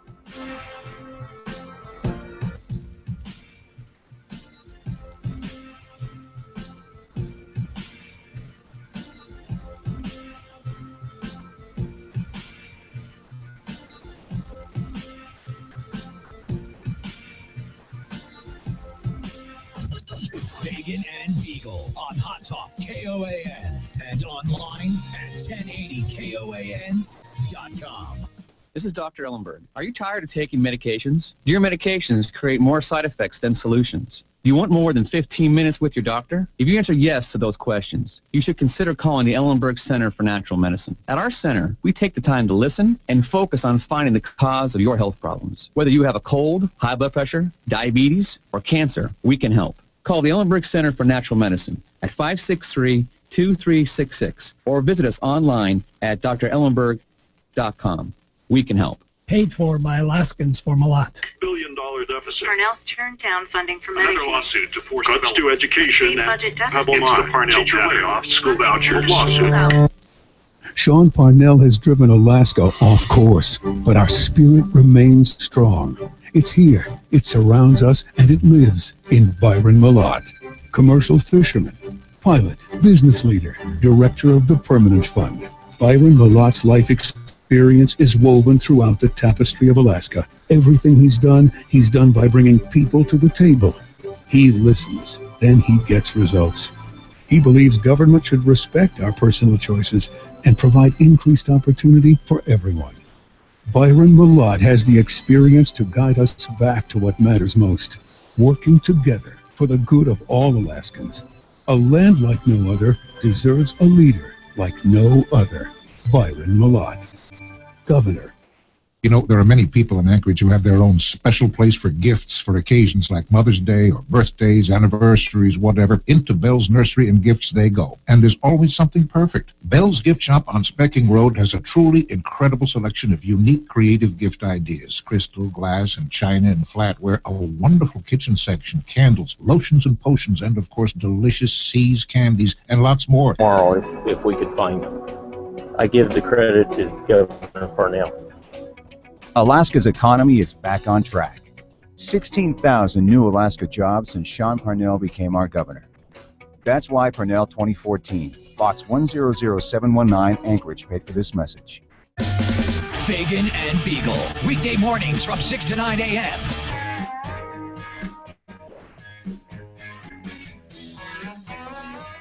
All right, welcome back. 7:47. Dan Fagan here. There's Glen Biegel over there. Bonnie Cameron sitting right across the table from me, and Jeff Landfield's in as our guest this morning. Am I on TV? Am I on the? Yeah, we're doing a little streaming on the big fancy World Wide Web. So Jeff, the immigration issue is important to you. So I guess you and I'll just have to agree to disagree. I think with technology today, it's very easy to determine if someone's here illegally or not. But we'll just put that aside. Yeah, I mean, unfortunately, it's not. I wish it was, but it's. Yeah. Well, anything, if you got a bunch of government bureaucrats and union employees doing it, then yeah, probably not. But if you would employ the technology that the private sector uses commonly today, absolutely we'll know who's here legally and who's here not. A quick point, up until 1986, when there was a immigration bill that passed under Reagan. Before that was the first time in the history of the United States that marked a time where you asked the government for permission to work. Before that, anybody could work, hire anybody, and we have this whole idea of life, liberty, and pursuit of happiness. But since then, you have to basically prove to the government and get their permission to work, which you have to prove that you're a citizen. Or you could. That's kind or of authority to historic. work. Yeah, I mean, because you can have an H-1B visa, and I really get the sense that there are two different forms of immigration that you're talking about. One where we have people who really are not going to be able to fend for themselves. They haven't learned English. They don't have skills that we're looking for here in the United States of America, and the other group that we do. I mean, do you differentiate? Oh yeah, absolutely. There's like I said, we conservative people who identify as conservative should definitely be against quotas, price floors, price ceilings, quotas, and immigration is just it's a myriad of quotas all over the place. And this country is facing a really major demographic crisis. We have a lot of people retiring. If you look at the chart of the projections in the next 30 or 40 years of this demographics in this country, there's a huge number of people retiring, and there's a very low birth rate, and it's totally unsustainable. And really, there's two ways to fix that. One is have a lot of babies, new people, to feed into the system, which we aren't doing. I'm working on that. Or well, some people are, but I mean, unfortunately, the birth rate here Not many. is pretty low. The other way is to bring people in Yeah. who want to work, and most of these people who want to come here, who have skills, who have education, who come here to go to school, that oftentimes can't get a visa, we chase them away. We should embrace those people, and we should let them stay, and we should let them work, and we should. They're let them not having contribute. kids, though. The people who come here on H-1B visas. Oh, sure. I have a lot of friends that have kids. Here's another problem. I have one friend with an H-1B visa. He's been here for 8 years. He works in IT. Can't get a green card. Has a wife. Has a baby. The wife has a nursing degree. Is a nurse. Has offers all over the place to work here. She can't work because the spouses of H-1B visas aren't allowed. They're trying to change that, but it's not going anywhere. The places who want to hire her, they don't want to deal with the immigration mess of getting her visa to be able to work. Plus, she has to wait in line. It might Because just statistically, the number of people who are well educated are highly employable. You know that as you get more education, you have less children. That's just statistically a fact. And I would imagine that the fact holds for the number for people who come here under H-1B visas, which are basically people who are technology people almost exclusively. No. There's a whole category of H-1B. 90% of people who come here on H-1B visas are technology. So do we not have the people that can do that? Unfortunately, in this country, we have a huge problem with STEM, which is science, technology, engineering, and math is a big deficit. And we need to, this country, fix our education system. We need to start educating people and get them degrees in areas that matter, where there's jobs. Because I don't think I'm even for those skilled worker visas, because I think that there are people here who could fill those jobs. Oh, trust me, I work in technology here, and it's very difficult to find people. And if there was, it's much more expensive to hire somebody on a skilled worker visa, because they have to pay a prevailing wage. There's many fees that are involved. There's a wait time. You pay all kinds of fees to the government, to the lawyer. So trust me, if companies could find people to do these jobs, local Americans, they would do it. It's much easier. We had some landlords in Washington, and they were Canadian, and they owned the house that we lived in, and he was here on a skilled worker visa, which ran out, I believe. And he was probably here on a treaty NAFTA visa. No, Canadian. I don't think so. By the way, there's 80 different categories of. Oh, I'm sure it's ridiculous. But anyway, I don't know. I think it's kind of weird to have people, when I know people who cannot get a job who are in IT. I mean. Well, I mean, it depends on.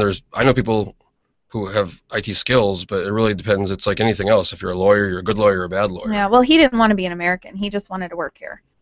Oh, well, a lot of people come here don't want to become a citizen. That's another thing. You can come here, and I know people who've been here for 30 years. They have a green card. They just don't want to. They don't want to be a citizen. 77%, by the way, are technology of the H-1B visas. But these are critical, by the way. The H-1B visa system, the reason why it was enacted and the reason why it's sustained is we cannot maintain our superiority over the rest of the world technologically unless we have technological professionals, and we don't create them here. I graduated in a class of 900 out of UAA, and there were 9 computer science majors.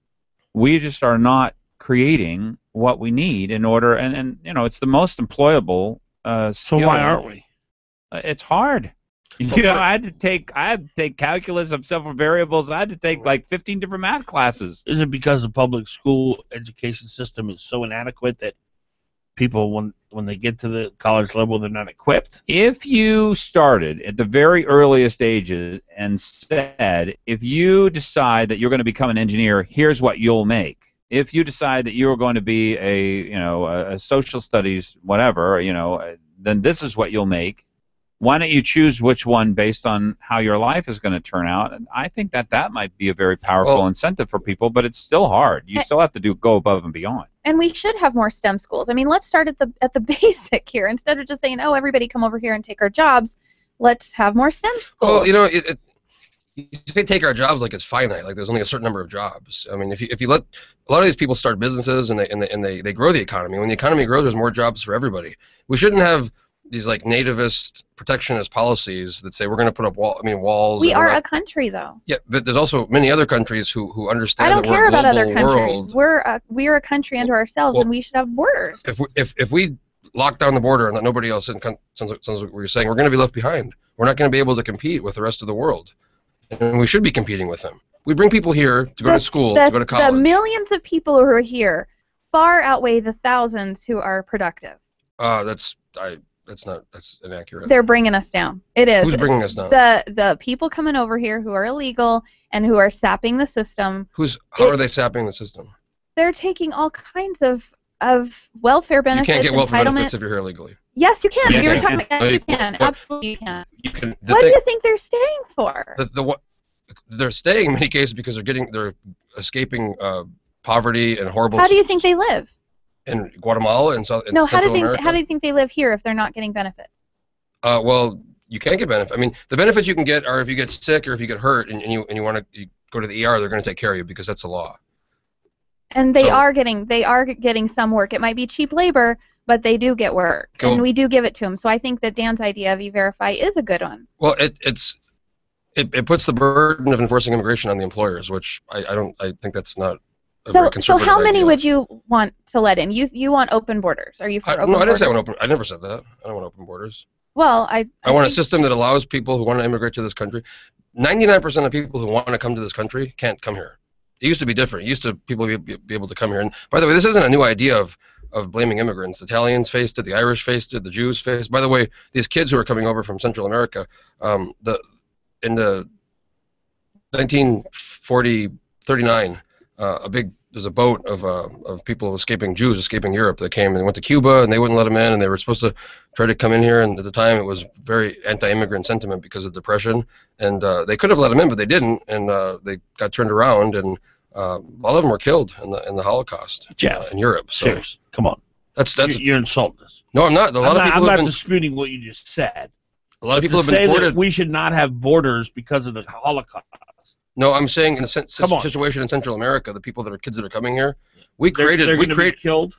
Oh yeah, absolutely, it's happening. Sure. Really? There's genocide going on in Central America. There's the gangs are running Guatemala, Honduras, and it's horrible. So we should take care of everybody. Then we should just let everybody in. We should take care of them. Yeah, this is interesting because you're last? against foreign policy intervention, but you wouldn't mind. I mean, maybe we would have 20 or 30 million, and I'm trying to get. Well, no, it's not. We wouldn't. It's not. Well, no, 20 or 30 million more. If they actually legalized all the people that are here and allowed their families to immigrate over, we would have another 50 to 70 million. What I'm saying is the law right now allows for people to come to the border and apply for asylum. It's been that way for a long, and that was the example I gave. That's why the law is like that. So you can go to the border and you can apply for asylum. Doesn't mean you're going to get it, but you can apply.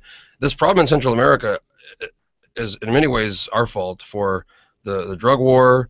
Under Obama, he's deported 2 million people, more than any president. I mean, deportations are at their record high right now, and a lot of the people we deported were violent criminals that I think should be deported. And you're arguing against that? No, we should look at the example of Colombia, where we worked with them to build up institutions to allow them to deal with these people. We deported them. These drug dealers that we deported, are you arguing against that?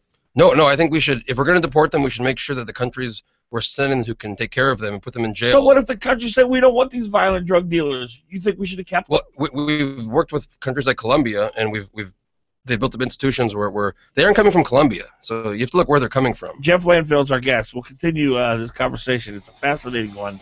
Bonnie Cameron's here, Glen Biegel, Dan Fagan. 569-1080 if you want to jump in. 758.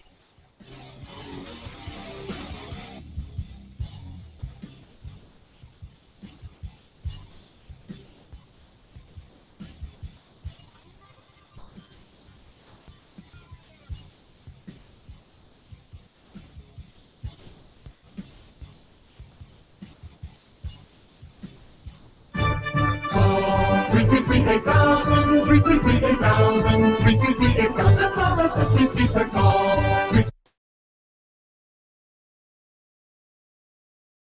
Hi, folks. I'm Scott Jansen. It's back to school time at Sicily's. We know you're busy, especially when it's back to school time. So Sicily's created the back to school special. At regular price, get or 10 chicken wings at half price. Let Sicily's do the cooking and driving while you check things off your back to school to-do list. Take a break. Order Sicily's back to school special. Just call 333-8000. That's 333-8000. Or order online at siciliespizza.com. Best ingredients, best pizza, Sicily. Call 333-8000, 333-8000, call for Sicily's Pizza. For marijuana, and I don't know. Then they become a new special interest. Yeah, exactly what's going to happen. I can tell you exactly how it's going to go if it passes. You don't want it criminalized, but you don't want it.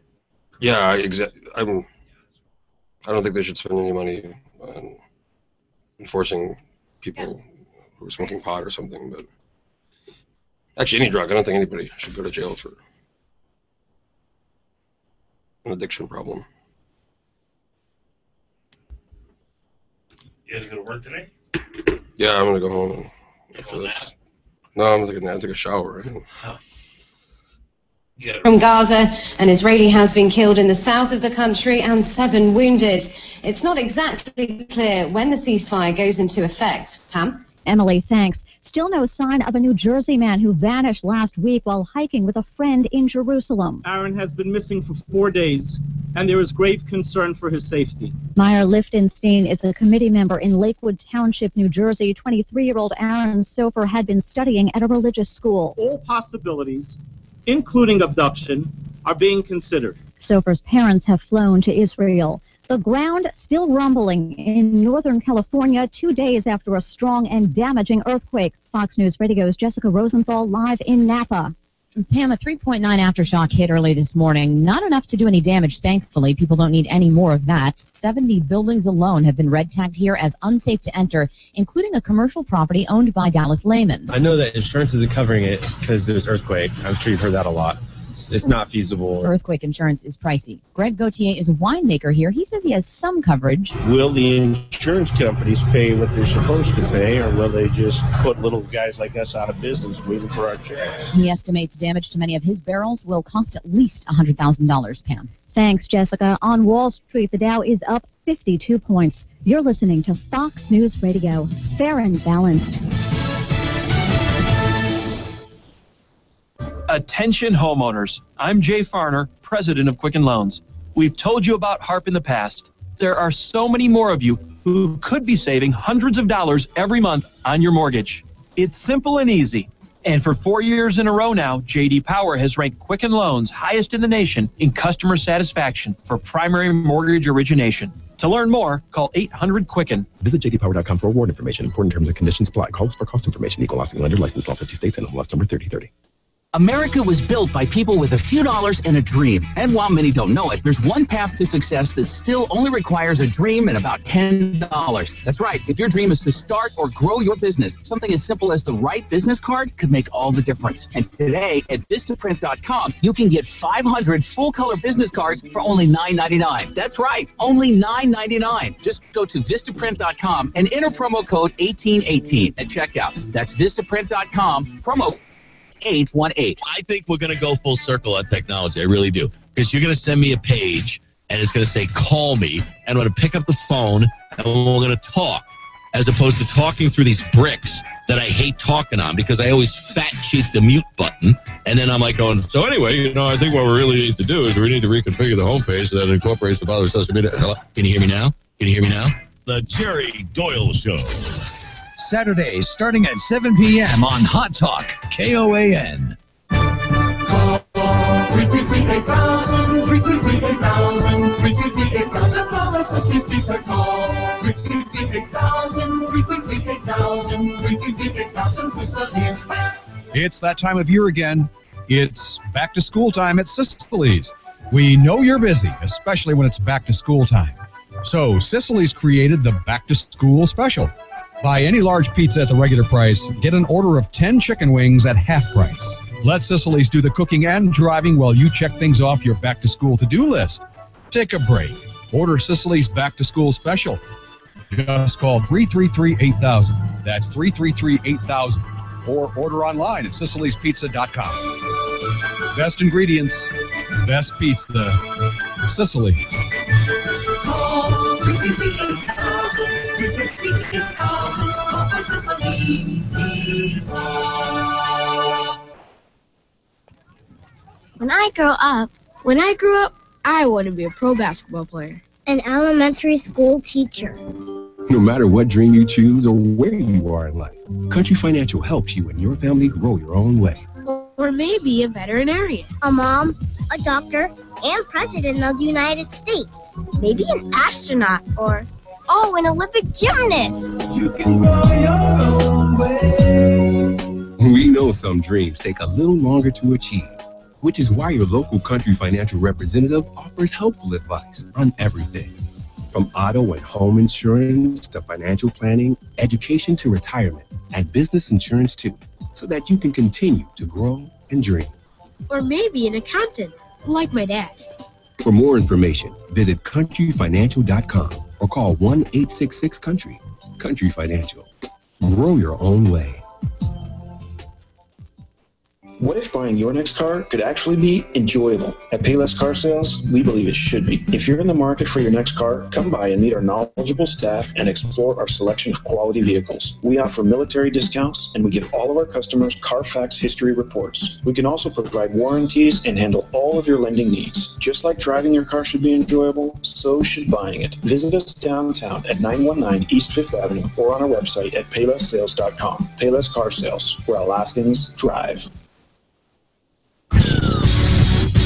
You're on with Fagan and Biegel.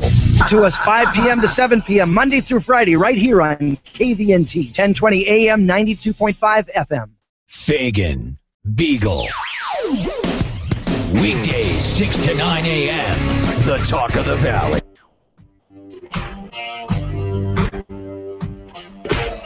.806, Fagan, Biegel, and Bonnie on this Tuesday morning. Welcome. You know, worry-free retirements don't just happen. You have to make the right decisions. You have to employ the right strategies. And you have to talk to experts like Mike Daniels and his team at Country Financial. They've got 13 locations across Alaska, 5 in the Valley, 5 in Anchorage. And you go see a country representative, you're going to learn a lot about preparing for a financial retirement that will be worry-free. I've talked to Mike at great length over this subject, and he knows his stuff. His team knows his stuff. Country Financial, here's the number, 866-COUNTRY, 866-COUNTRY. There are, again, 13 locations. Go see a country representative and make sure that when you do decide to retire, you are financially secure and you can make the most of your retirement years. Again, the number, 866-COUNTRY, and country is spelled COUNTRY. You gotta stop doing that. He's never gonna stop. 807 is the time. I was waiting for some response. Just call me Vanna. 569-1080 is our number. Jeff Linfield's here talking about immigration, and it's a tough issue. And I totally get the idea that people living in a dirt floor in an impoverished nation and want to make a better way for their lives. And all they know is we've got a country that says if you come to this country, we'll give you everything free. I don't think anybody's who's saying that. Well, it's true. I don't care who's saying it. It's true. You don't think that this country says to anybody who comes here, we will take care of you, cradle to grave? I think the majority of immigrants that I know who come here are excited for the opportunity to work, to make money, to open a business. But even if things don't work out, we'll still take care of you and everything's free. I don't know. I mean, everything's free. I mean, we do have an entitlement problem in this country. Yeah. So most of these immigrants that you're talking about are probably people who are trying to get here legally or have been here legally and are staying. Most of my friends here. They're not living on a dirt floor in another country, right? No, most of them came from countries where they were fortunate enough for their parents to be able to afford for them to come to go to school. You can't just come here unless there's a few ways to come here from a foreign country. If you have a lot of money, your parents have money, or if you have money, you can go to school and you can get a degree and you can turn that into maybe getting a visa. You can apply for the green card lottery, which is a lottery. That's why it's called a lottery. That's pretty hard to get. If you have a family member here, you might be able to come depending on where you live, depending on how old you are, depending on the connection to the family member. Oftentimes it can be 20 years to wait. So it's basically right now the people who can come here are I'd say the most fortunate members of the world who have the means to be able to come. And but you wouldn't deny that millions have crossed our border illegally who are very poor. Border crossings, yeah, no, that happens. It's a problem, and we need to. We should work to not allow that. But now, what does that mean? Work to not allow that? Part of the reason. The border? Okay, for example, I'm from New Mexico, right? I lived there for 20 years. Before we kind of militarized the border and we really locked down the border, people used to, and George Bush advocated for a guest worker program. People used to come over. So are you saying the border's secure today? It's much more secure than it's been in the past. Sure. How do we have 20 million illegals in our country? Well, let me tell you why. For one example, when I was in New Mexico, people used to, it's no secret, would come over, they'd work because they can make more money here than they could in Mexico, and they'd take the money, they'd go home and they'd take care of their family, they'd build a place, and it was easier in the past to come and go over the border. Eventually, we made it very difficult to come and go, and the border got locked down, and people eventually stayed. So you're telling me today our borders are secure? They're a lot more secure than they've been in the past. Are they sure. secure today? No, when a border guard can't even defend himself when rocks are being thrown at him, I don't think that that's very secure. When people are coming across and throwing rocks and, killing them in some cases. I mean, I haven't heard about that. I don't know. Now, your husband happens all the time. Your husband worked in. Yes, he was a border patrol. Yes. Yeah, I've been to the southern border many times, and I mean it's. You look on the forums for the border guards. I mean, it's all over the place. They talk about it. And they cannot defend themselves. They're getting MRSA. I mean, it's not pretty. It's not like you're talking about with your friends who, come over here. They want to work. They want to. They're skilled. Yes, they're skilled. There's many, many, many more who are coming over and draining the system, and it's unsustainable. Well, I think we can. I don't know anybody who is advocating let's bring everybody in and let's have no rules and let's let dangerous people in this country. I don't know anybody who believes. I don't believe that. I don't know anybody who doesn't. I think so. Most Democrats believe that. I don't. Why would they? Voting power. They've let them all in, and there are criminals that are coming in by the tens of thousands. Well, they can't vote. Oh, that'll be next. They're working on that too. They currently can't vote. They're working on that with voter By the ID. way, just a couple of things. This is from Arizona. The costs of illegal immigration, total education, medical, and incarceration costs in Arizona due to illegal immigration, $2.6 billion a year. So that doesn't include welfare. I think they can get TANF, is what I read somewhere in California. There's a TANF program that's provided to people regardless of what their immigration status is. There's video of, immigrants, illegal immigrants, getting off of buses at a Walmart with EBT cards. I mean, that happens. Well, I'd like to see the video. I mean, how do you know if they're legal or not? Well, they're coming over here from. These are people who were delivered. We're bringing children up here on planes. I mean, but these were adults. Well, there was 5 kids that got brought here. And they had, no, that's Alaska. Yeah. There's many, many more down south. Well, and New Mexico, my parents winter there. Okay, so the ERs are overrun. They cannot get in there for hours. If my parents wanted to go into the ER or needed to go into the ER, they cannot get seen for hours because of the illegal immigrants who are there being seen. And who's paying for that? Well, we are as a society. Right. Part of the problem is if somebody's here illegally and they're undocumented, they can't buy insurance. And there's been a push by some groups to say, look, I want to buy insurance. I can't buy insurance. Can I buy the insurance while I'm waiting to get my immigration status? People who are poor and just coming over here with nothing but the clothes on their backs can't do that. But there's also a lot of people who are here who aren't poor who want to buy insurance who can't buy insurance because of the way not the law. It's a lot. Yeah. And like I said, you can ignore the demographic crisis we're facing, and you can wait until it festers. But Jeff, nobody's anti-immigrant here. Not a single person at this table. We believe in immigration. This country was built on immigrants, but it has to be orderly, and it has to be a process that is sustainable. And just the concept that you can load a lifeboat up with people until the boat sinks is not a sustainable policy. And that is the current immigration policy of this country. Let's keep loading this up till we sink. And I believe that many of the people promoting this are doing so because it increases their power base. Now, I want to do one more segment with you because you're very knowledgeable on the subject, but I want to hear your solution to the immigration crisis that we're facing. And it is a crisis. It's an invasion. Our sovereignty has never been more at risk than it is this moment. Jeff Landfield's our guest. Stay with us. Time currently 8:14.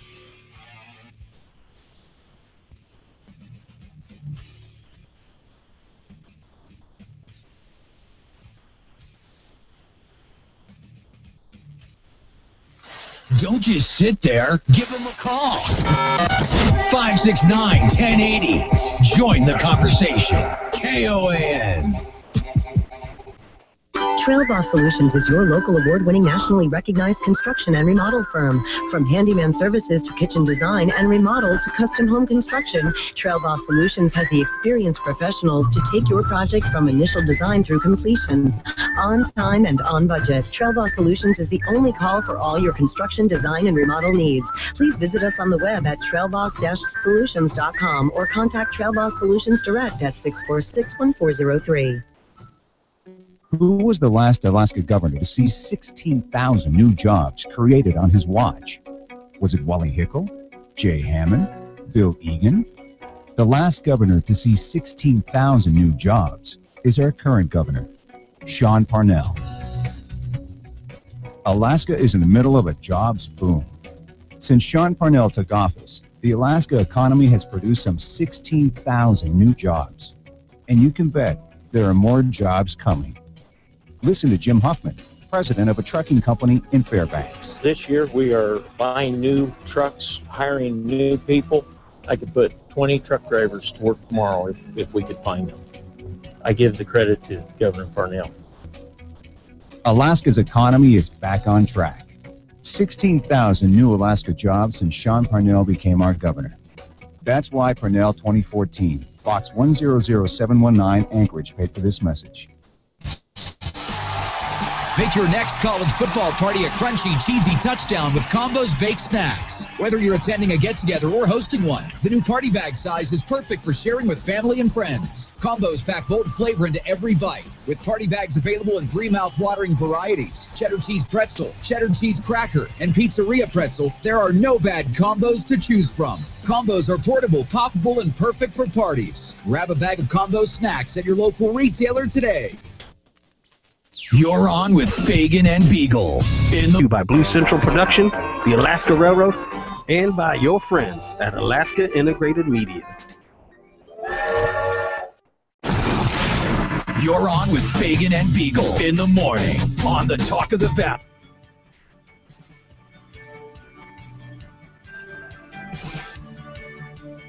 $8:17 here on this Tuesday morning. Welcome to the broadcast. We're glad you're here. Ali Sheik, he's a one-of-a-kind guy. You'll realize that when you first meet him and you go visit him over at Payless Car Sales on 919 East 5th Avenue. Ali is a guy who can meet your financial needs when it comes to buying a car. He's gonna have a vehicle that's just perfect for you within your price range that you're gonna love. It's gonna be reliable, dependable, and easy on the eye. Ali Sheik, Payless Car Sales.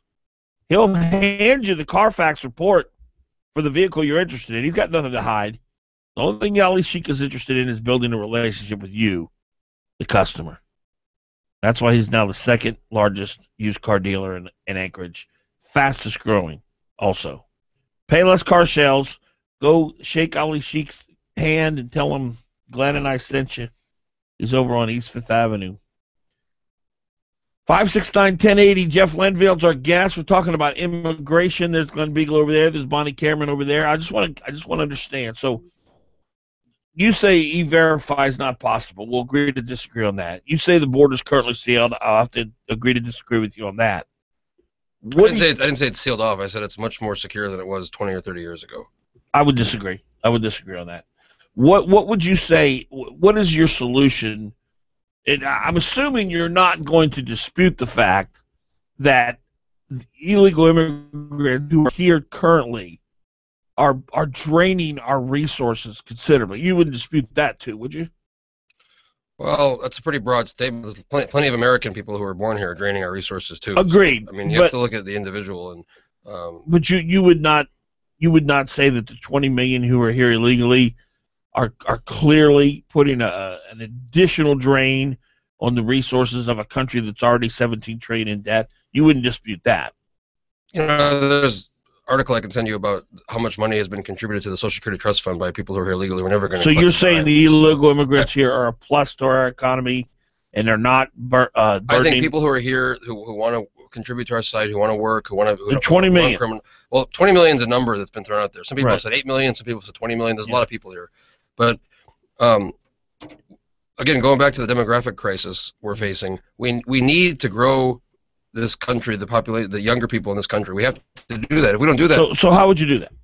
First of all, I'd end the cap and quota on skilled worker visas. I'd say companies should be able to hire whoever they want. It's a global world. We're competing with other countries. So if a company wants to go out and hire 1,000 people from the country of India, where the wages are probably 14% of what they are here, and then not hire Americans, you're okay with that? Well, there's a prevailing wage they have to pay them. Microsoft 2-3 years ago tried to hire 300. They tried to get 300 people from India to come over to work in a new office they were building, and it became very challenging. And eventually they couldn't. They gave up. You know what they did? They built the office and they opened the. Why weren't they able to build it? No, they were able. They couldn't get the people visas to come here because it was so complicated. And you think they should have been able to Sure, get because you know what they did? They opened them in Canada. They came to Canada. Canada has a much better immigration system. It's point-based. It's merit-based. If you speak English, if you have a degree. How many employees was this?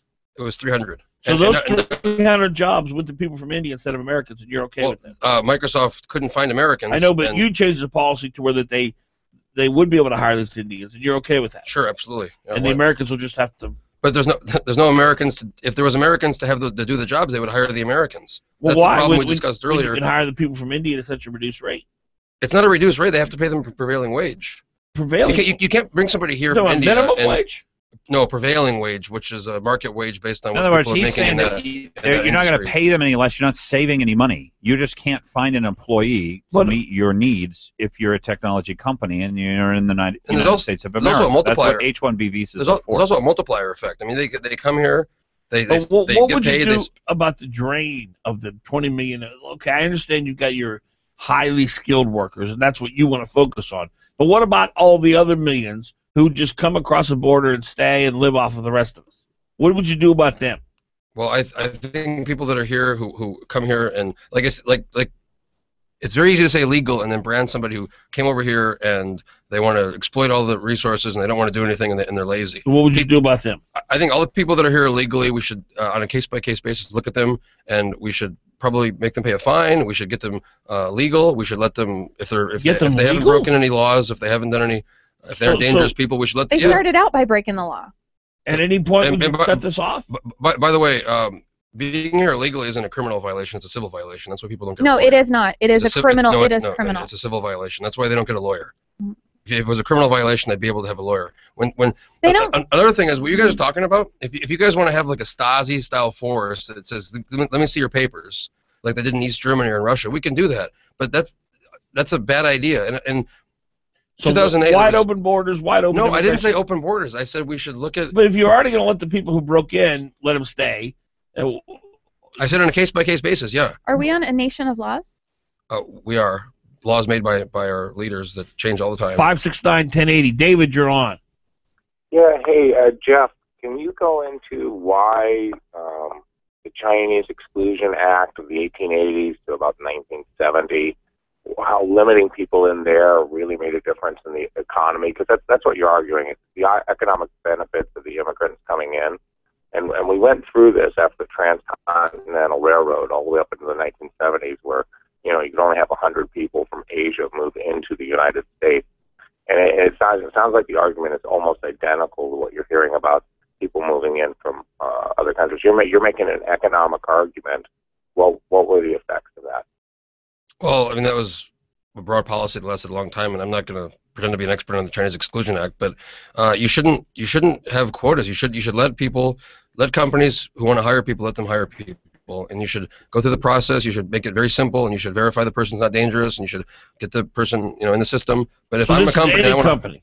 Sure, This is a yeah. hotel chain that wants to hire Latin American people at minimum wage, because Americans won't work for that.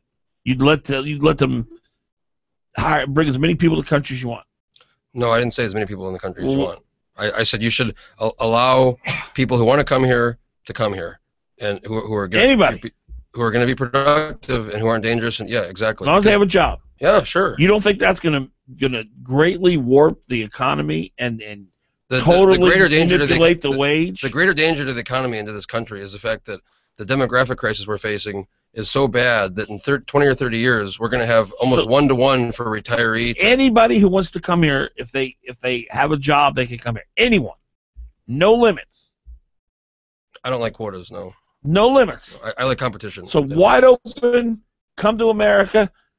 Everybody wants to come, they can come. You don't walk in. I mean, obviously, you have somebody who wants to sponsor you to work. Most people who want to sponsor a foreign person to work, they aren't doing it for hotels. They're So doing any it for company that wants to, if they want to completely rid their workforce of American citizens and bring in an entire But who wants? I don't know anybody who wants to do that. Why would you? If People want to respond to the labor demand for But labor Jeff, market. there are third world countries where the people work all day for $2.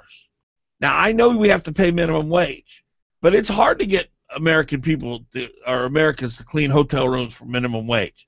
So if you can fill your hotel chain with thousands of jobs of people from India who will come and work for minimum wage, you're going to put out thousands of people. Well, people from India don't want to come here to clean hotel rooms. Most of them are educated and they want to come here to do skilled. Have you been to India? I have not. But Do you know how much poverty the is people in who want India? to come here from India and countries like that are skilled, educated people. Do you know how much abject poverty is in India and Pakistan and in many of these other countries? And those people aren't coming. Those people aren't trying to come here and knock. Well, under your policy, they would. Live in America where you get free health care, free education, free cell phone, free everything, plus you get a job. Those people would be in paradise. Well, those aren't people. Those people aren't coming here and trying to knock on the door to come in. Well, they can under current policy, but what you're proposing, they'd be flooding us. See, Dan, here's you're trying to make something I'm saying, which is complex. You said sound simple. as many people that want to come here, they should be able to come. We should be more like Canada, is what you said. Well, Canada has a very good system. It's merit based and it's point based, and people. Here's the problem, Jeff. It's not an immigration problem. We have a socialist problem. We didn't even have immigration laws before we became a socialist nation. You come here as an immigrant. Well, we always had immigration laws. It's been a problem since. Not to the degree that we have them now. You come here, you don't eat, you starve. The government didn't give you everything for free. And the only reason that immigration is such a big issue now is because we have this cradle to grave. Everything you get is free. So you can't have that and then have wide open borders and have everybody come who wants to come. Well, the entitlement culture in this country is the problem. I totally agree with you on that. And again, this is the part of the reason we're facing this big demographic crisis. Are we going to? Can I have another question? Oh, go ahead. Yeah. Hey, so then basically what you're arguing for is like the Germany's Gastarbeiter, where they can come in, they can work, you have housing provided for them like by the state, but they never become citizens, and they're required to go back to their country after they've worked. Yeah, we should definitely have a guest worker program. And George Bush, and if you read Jeb Bush's Immigration Wars book, he talks about this. We should definitely have a guest worker program for people who want to come in here and do agricultural jobs. On the border. That's not a path to citizenship. No, it's not, and it shouldn't be. Okay. But if they start paying taxes, they're going to want to vote. Don't you agree? They just can't. Other countries have a very rational approach to this. Most Americans don't even vote. So That doesn't matter. You just do not Yeah, let doesn't matter. people Most who are not non-American citizens vote, and you prevent people who came here illegally from voting. That is absolute. It's got to be absolute. I'm with you on that. Yeah. Here's so, one thing that I think was glossed over, and it's the reason why we have such a ridiculous problem with people, their visas being rejected and so on and so forth, because we have just this tiny little amount of people that we can allow into the country, 1 million a year, I think, is something like that. 85,000 85,000 skilled worker visas, so on and so forth. So basically, and what we have is a whole bunch of people employed at immigration. And so there's either one or two ways they could do it. They can either technologize it, in which case we don't need anybody at immigration. It's just an electronic process. You apply for it, if you've done all the paperwork properly, or we have the crazy process we have now where these people have to justify their jobs. And they're saying, well, this doesn't look like an O, it looks like an A, and you didn't fill out this form the same way that you did last time, and you didn't check this That's another one box. problem. There's a huge problem. Jeff Linfield's a real pleasure. Thanks for coming in. Thanks for having me, Dan. I appreciate it. All right. 8:29, Fagan, Biegel, and Bonnie.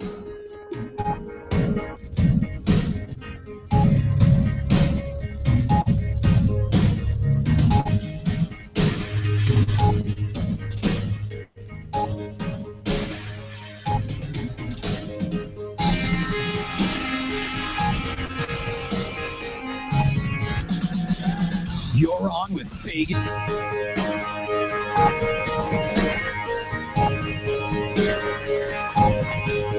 Local news brought to you.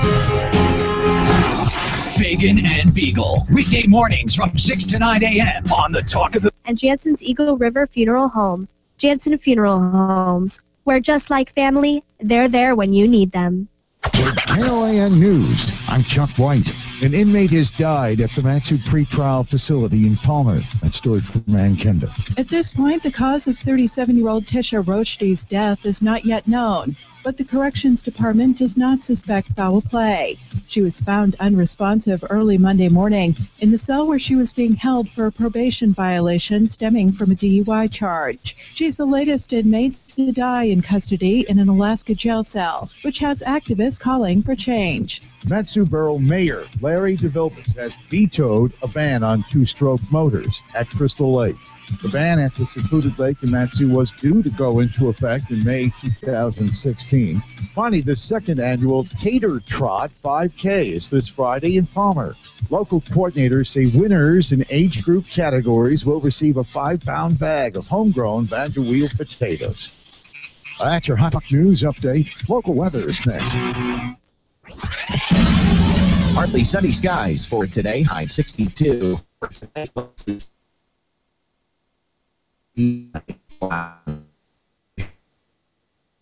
High 62. Low 50.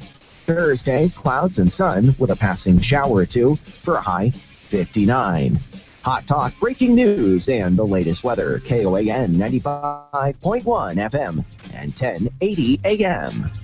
Chris here along with my buddy Brock. That's right. We're here to tell you to tune into The Beer Show every Saturday at 5 p.m. on 95.5 and 1080 KOAN. The Beer Show is brought to you by Brown Jug Alaska, Eagle River Ale House, Great Artisan Beverages, and the Odom Corporation. Please drink responsibly. A better life with Dr. Sanjay Gupta. Organic milk may sound like the healthier option, but does research really back that up? I'm Dr. Sanjay Gupta, CNN's chief medical correspondent. Organic milk differs from conventional dairy because it comes from cows that don't feed on fertilized pastures. But the jury is still out on whether it's actually safer or even healthier for you. A large study published in the Journal of the American Dietetic Association found no significant difference in hormone levels between these two types of milk. Researchers did, however, find that a glass of organic milk has slightly more omega-3 fatty acids, beta-carotene, and vitamin E as compared to the regular kind. Now, milk in general can be high in saturated fat, which isn't good for the heart. So stick to skim or low-fat milk options. And as a reminder, adults need about 1,000 to 1,200 milligrams of calcium a day to keep our bones strong. That's equivalent to about a glass of skim milk and a small yogurt. I'm Dr. Sanjay Gupta, helping you live a better life.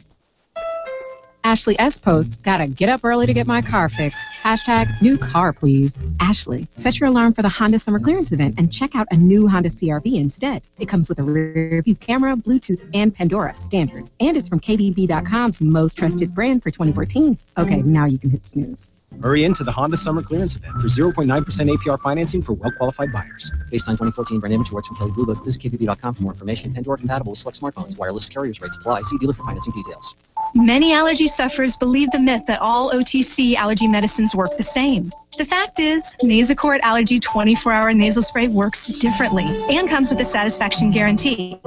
Unlike antihistamines that target only one of the body's chemical responses to allergens, Nasacort stuffs more to relieve your worst nasal allergy symptoms. And if you're not satisfied with your relief, Nasacort will give you your money back guaranteed. Learn more at nasacort.com.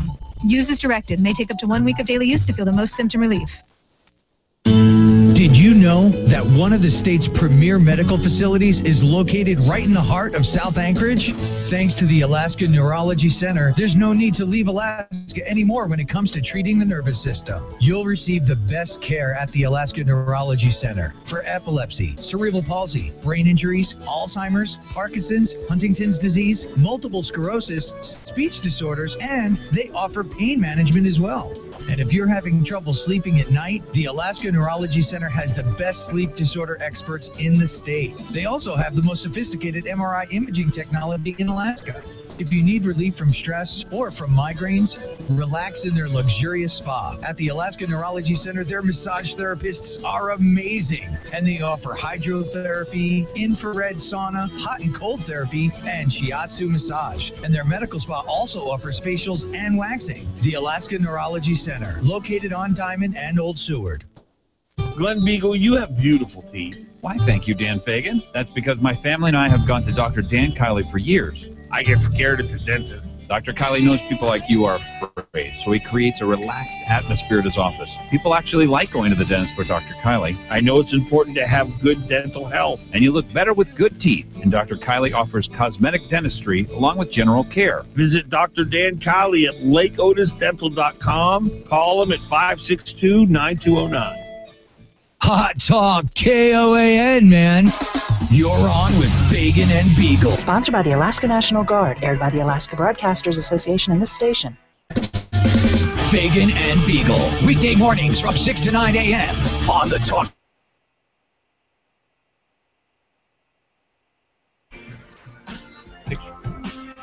All right, 8:35, 569-1080. See, here's the problem. When I go to McDonald's, and I have been off the tea. You've noticed I've been drinking water, but I didn't sleep very much last night, so I thought I might need a couple of teas this morning. So I went to McDonald's, ordered 2 large iced teas, extra ice. The extra ice is crucial. It's a crucial component of the order.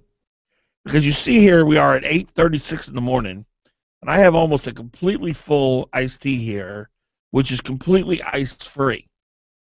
Now, my normal McDonald's window person, his name is Nilo. We've developed a relationship. We're friends. He knows your ice. He says, "Hello, sir. Hello, sir," every morning. "How's it going, Nilo?" "Very good, sir. Very good." And he always hands me my teas, and he goes, "Extra ice, sir. Extra ice." He knows I like extra ice. Because an iced tea without the ice is not an iced tea. It's a warm, stale, bitter beverage that I want no part of. Dan, I want you to take responsibility, okay? Is this not part of the conservative creed? Whose job was it to ask and then force them to give you extra ice? Well, Nilo was off today. Understood. Follow up, Dan. So normally Follow up. I don't have to worry about it because my man Nilo's on the case. But this morning there was some young gal there. And I'm not saying that women are inferior to men. That's not what I'm saying. But Nilo, he nails it. He's accurate. He's got it. And I'm going to tell him tomorrow. I'll say, "Nilo, where were you, man? You let me down." And he'll go, "Oh, sorry, sir. Sorry, I was off yesterday, sir." You need to go talk to the manager and just let him know Nilo is not allowed to be off Monday through Friday. Well, let's be honest here. This is not really the end of the world. I was just going to say, this is when the liberals are chiming in with hashtag first world problems. Because, come on, Dan. Yeah, I've had it. You have ice. Can't you be happy with having ice? I don't have ice. You did have It's ice. global warming in his very own teacup.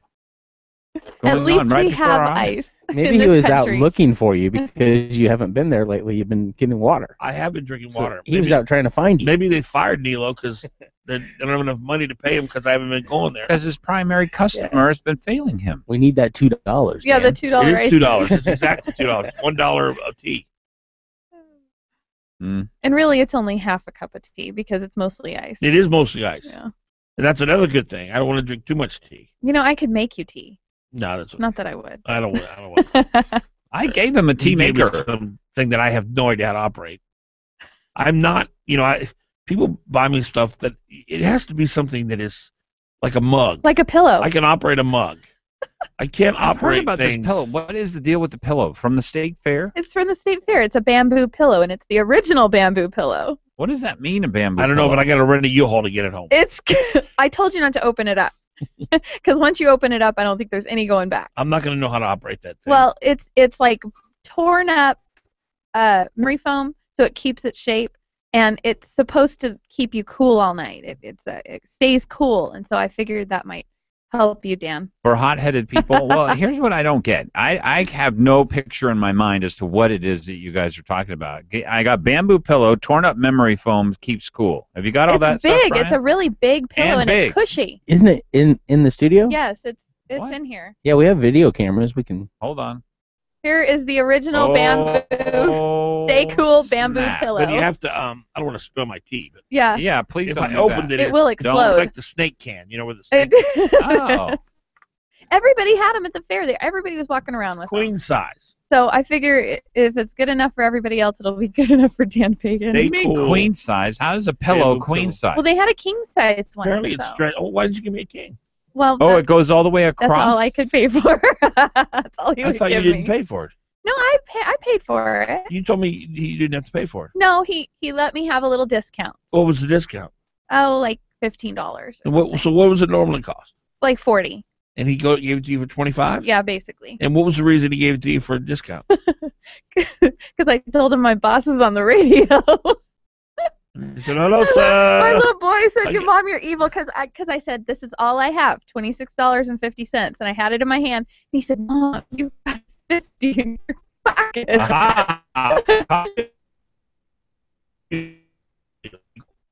No. Yeah, it's called payola. No. Yeah, you cannot take. If I, in other words, if I go to play golf at the Anchorage golf course. No, I didn't.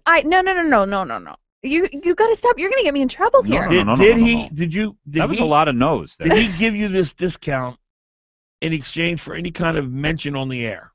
No, I told him that I work for a radio station. He said, "Oh, you do? Really?" And he thought I was lying. Is he a local guy? No, he's from Okay. California. All right. And he said, I said, maybe if my boss likes it, he'll talk about it. But I didn't say he would say his name.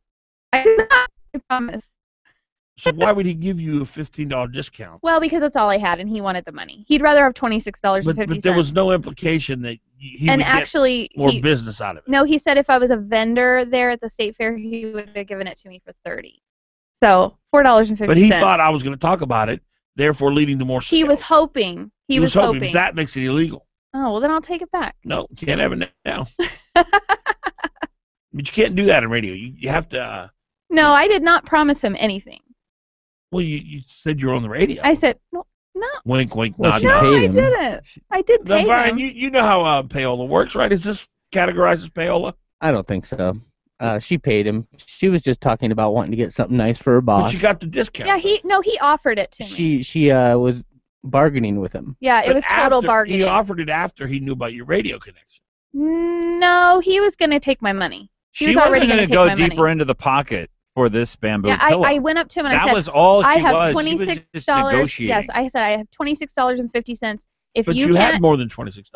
well, but in my hand, and I offered it to him, and I said, "Here's my $26.50. If you can't, if I can't buy it, then don't tell me anymore."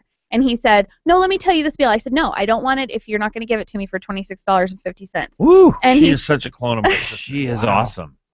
I have got to take her with me. He I said, know. "Well, if you were a vendor, I'd give it to you for $30." And I was like, "Well, I'm just trying to buy something nice for my boss who could, get anything he wants." And he said, "Oh, where do you work?" And I said, "I work at a radio station." He said, "Oh, okay, yeah, I'll give it to you. Okay, you can have it." So once he knew you were in radio, he was gonna Well, I guess. give away the farm. But that's not my fault.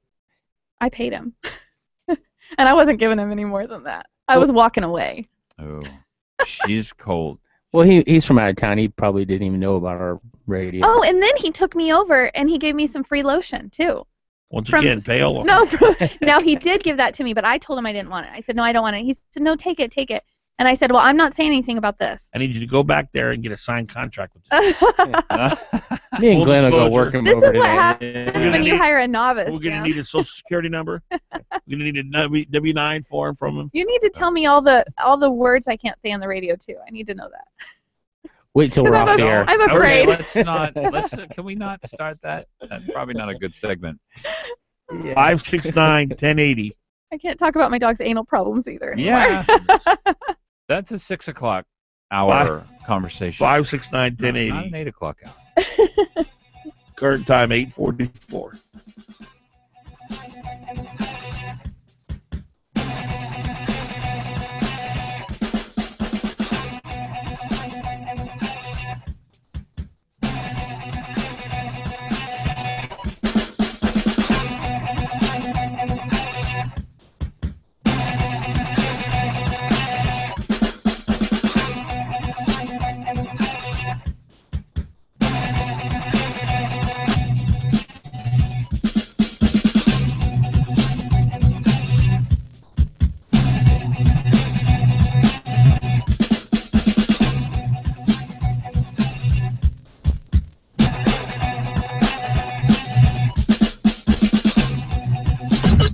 Fagan and Biegel on Hot Talk KOAN and online at 1080.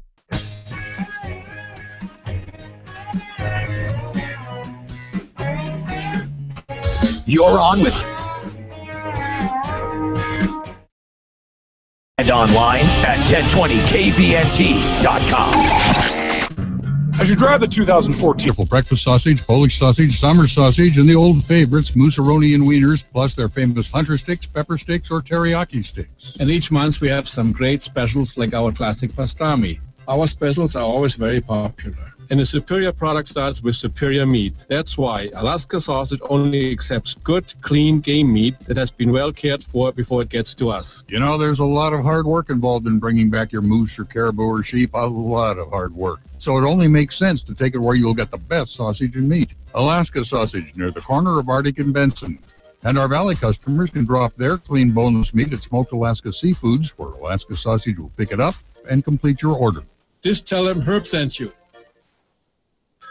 A ranger station. I'd like to report a bear hug. Okay. I put out my campfire and Smokey Bear hugged me. So you drowned the fire, you stirred it, drowned it again, and felt that it was cold? Uh-huh. Yeah, but he's just letting you know you did good. Bear hug from Smokey Bear. Status update. I'm going to let you go now. There are many ways to start a fire, but one sure way to put it out. Learn how you can do your part at SmokeyBear.com. Sponsored by the U.S. Forest Service Ad Council and your state forester. Tax rules, technology, regulations, oh my! Are you one of the thousands of small business owners in Alaska? Need some advice on success? Listen to Getting Down to Business with Dave Weatherholt, your personal small business guru, on Hot Talk, KOAN 95.5 FM and 1080 AM, every Saturday from 8 a.m. to 10 a.m. Your small business resource with advice you can use.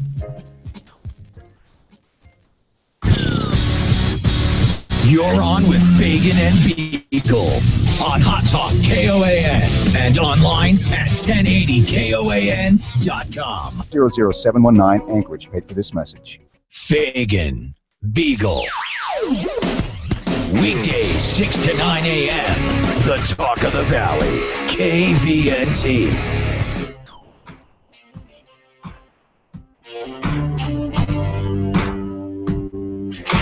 All right, welcome back. 13 minutes ahead of 9 a.m. on a Tuesday morning. If you're heading out to the state fair today, look for a very handsome gentleman walking around with a beautiful wife and 8 children. It'll be Glen Biegel and his group. They're going to be out at the fair today on Take Your Buddy Day. when your family size represents 3 to 4% of the total population, you have to go on Take a Buddy Day. Bonnie was out there yesterday. Yes, illegally. Is there food left over for me, by the way, still? Have you I left believe so. anything? I left some Dippin' Dots. I almost went for them. 569-1080 is the number. 569-1080 if you'd like to join us in the waning moments of the Fagan, Biegel, and Bonnie broadcast. 569-1080. Let's go to Bethany. Bethany, you're on. Hello? Are you there, Bethany? I am. How are you? I'm fine this morning. If your internet stream was not crashed out because so many people were wanting to listen, I'd be better. But now that I'm on a real radio, I'm all set. Yeah, apparently we're growing so fast that the internet streaming service cannot handle us. So. Well, does that surprise you, Dan? Really? You know, it doesn't. I told Bonnie the other night, I've had some really good co-hosts, and Sharon Lehal was just, as good as they get, and I really don't think I've ever had a show that's better than the one we're putting on today. With Glenn and Bonnie, I just think this is as good as anything I've ever been a part of. I think you have a good cross section of the right, from the pretty far right to you. To me, I'm the moderate. Would I be the far right, Bethany? You would. I love you, Bonnie. I can't believe I'm considered more far right than Glenn. Well, I've gotten more practical in my old age, and I'm just trying to figure out how to make things work. So in my young age, I will not be practical. I'll be realistic. That's right. That's right. And I'm all establishment. You're all establishment. That's right. There you go. I don't believe that. Have you guys talked yet, since I couldn't listen to the internet stream this morning, have you guys talked yet about the first debate that's happening tomorrow night? No, tomorrow night. Where's Wendy Williamson? Wendy Williamson, yep. 7 o'clock, come early. What is Beckett agreeing to go to a Tea Party event for? What's that all about? Is it just the Tea Party people? It's all right. They're from the Republican Party to the Libertarian Party. Oh, okay. Including just pretty much all, Turkey Patriots group, pretty much all the rightist groups. But, he's not afraid to step in anywhere. He knows he most everything that comes out of his mouth is a lie, so hey, no matter where he says it. You know what, Bethany? I've been reading on Facebook, and I'm pretty much tired of this. This idea that Dan Sullivan can't debate. The guy just destroyed two very strong candidates. Meade Treadwell, Mr. Alaska, been here for 40 years. Joe Miller, one of the best debaters in the history of the state.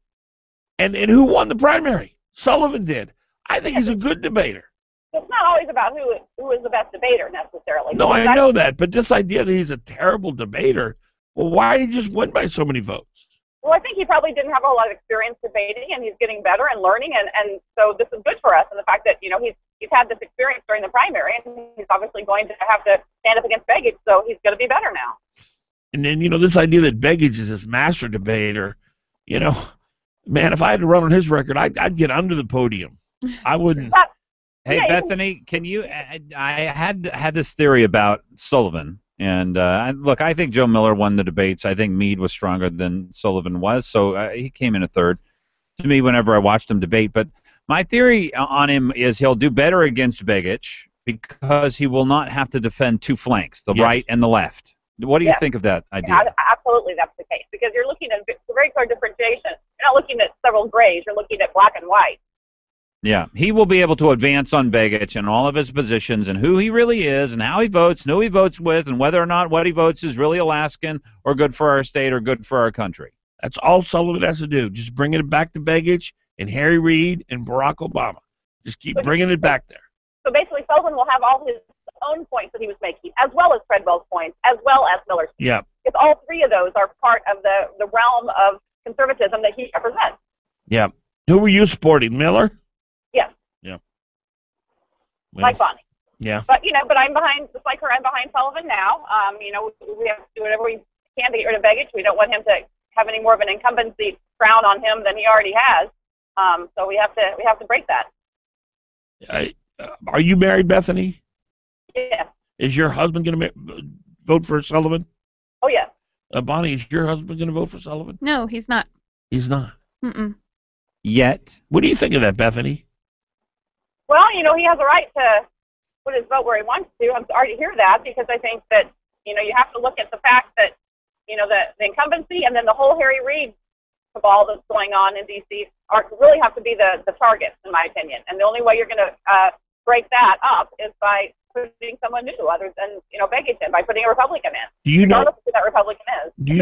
Do you know of other Tea Party people who are not going to vote for Sullivan because they're just out of spite? I know a lot who will never vote for anybody other than Miller. I'm sorry. I don't know that it's for spite. That's kind of presumptive. Out of hurt? Yeah, I don't think it's out of hurt. No. They just believe so strongly in Joe Miller, and I did too, that they're not willing to vote for anybody else when they had the best. Will Joe be able to convince them? Because it's partly his job, and this is one of the reasons why I hope he remains talkative with Sullivan, because they really need to work together on this. I completely agree with you, Glenn. I think it's incumbent upon Joe, if he believes that Dan Sullivan is going to be better for us in D.C. for this term than Mark Begich is, it's incumbent upon Joe to get that message across to his supporters. And there's some who say that just by him saying that he would support one of whoever the nominee was that that's not an endorsement. So if maybe he should come out and say, yes, I'm endorsing Dan Sullivan. He wouldn't do that until after all the votes are counted. That's right. Because a lot of his supporters are still have hope based upon those votes. So. Yes. Which I agree, because if I was an early voter or absentee voter, I would want to know that everything was counted before my candidate. Well, they'll be counted here shortly. About a week from now, Bethany, is that what we've got? I think that the election's supposed to be certified like September 2nd or so, I believe. Yeah, I think this. Yeah, so one week away. Thank you, Bethany. Appreciate your call. Sure. Bye. I'm looking at Mark Fish's Facebook page right now. Yeah. Now, what is he saying? He doesn't like the Libertarian that the Libertarians selected, or the Democrats and Libertarians selected, because it wasn't him, and so he's going to run a write-in campaign under Libertarian. So did he run already in the primary and lost? Yeah. That's what I took his post to mean. I couldn't tell. Well, I don't care about that. There's a graphic there. Okay. It says, first line, I wish I could end evil. And they're voting on that ballot box. The next line, I wish I could end evil. And they're voting in the ballot box. And then the third ballot box says end evil. And no one's in it. Mm. Who does he think is running? I mean, what does that mean? You have to assume that Dan Sullivan would be voting for evil. Well, because the Mark people Begich, say Joe Miller, but Joe Miller's perfect. Joe Miller's is that done. what he's saying? Joe Miller's Right. done. He's all done. So and these are invalid arguments, by the way, because there is no Jesus Christ never ran for office. He didn't want office. He wasn't a political leader. We can't fix our problems with politics. We got to fix them in our own hearts. That's where good and evil come from. So this is about the greater good. Which candidate represents the greatest good? And on that question, I think most people can probably come to an answer. I am so sick and tired of these libertarians acting as though they got a monopoly on conservatism. Let me tell you something. On goodness. Let me tell you something. We're committing genocide in this country on babies in the womb. Should be the safest place on the planet. Genocide. And libertarians are neutral on that. Do not tell me, Mr. and Mrs. Libertarian, just because you want crack legal and you don't want to comment on genocide, that you've got a monopoly on goodness. Please. They're mixing up their terms here, aren't they? Oh, my goodness. Yeah. Well, there's no doubt about it. Libertarians, you should not think that you're good, okay? Goodness does not equate to libertarianism. That's just not the case. Goodness equates to what's in your heart. Has nothing to do with the position of your candidates. It just doesn't. Well, and I've heard some people say that Dan Sullivan, because he's not for, he has the exception clause in the pro-life movement, that he is not 100% pro-life like Joe Miller was, and therefore they're not going to vote for a baby killer. But, yes, quote-unquote baby killer. But Mark, who is the better of the two, in my mind, and that sounds bad because it's like, who's going to kill the fewest, babies? Well, Begich is going to vote for a Supreme Court justice. Yeah. Right. That will exactly. advance the death culture. Sullivan will vote for one who will try to stop it. Right. That's it. End of story. That's the answer. Yeah. You guys come back tomorrow? I don't. I may not survive. I don't. It depends on how many funnel cakes I can fit in my face at one time. I don't know. Corn dogs and all kinds of stuff. I'm going to the fair, man. Hey, would you do me a favor when you're out there tomorrow? Today. Pick me up a pillow. Uh-huh. A big queen-size pillow. Queen or king? They're going for $35. 26 if you're on the radio. Okay. All right, that's what I've heard. Yeah, we're going to try and bankrupt the guy because you know he's losing money at $26. Obviously. Have a great Tuesday afternoon, folks. Just go there with $25.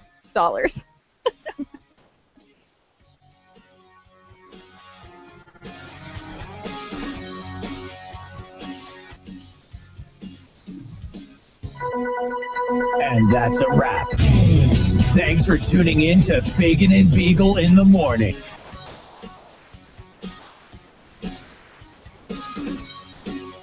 And that's a wrap. Thanks for tuning in to Fagan and Biegel in the morning. Be sure to catch them every weekday morning from 6 to 9 a.m. on the Talk of the Valley, KVNT, 92.5 FM, 1020 a.m. and online at 1020kvnt.com.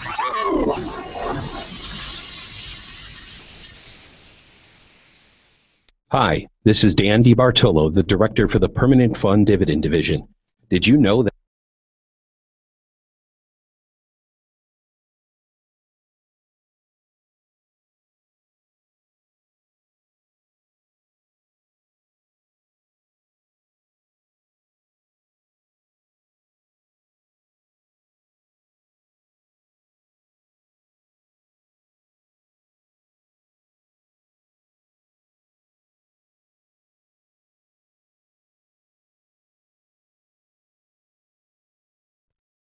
what he wants to do. I think that's what he wants to do. I don't know. Right, but we have spots. We have spots we could sell them, and then you guys could all three record the spots. Okay. But you go over to the right, and you go over to settings, then power. No, I don't know. But he reached out to me and said, "Hey, look. Apparently, he said he did something with you over at QD." Yeah, I did a live spot. Okay. But we don't have any more live spots, so we could sell a live spot on the Fox station, the Valley station. Well, not a live spot. We could sell him we could sell an ASLive. Yeah. I could offer him that. Yeah. But if he starts talking about talent fee and you guys doing endorsements, that's something you guys got to sign off on. Right.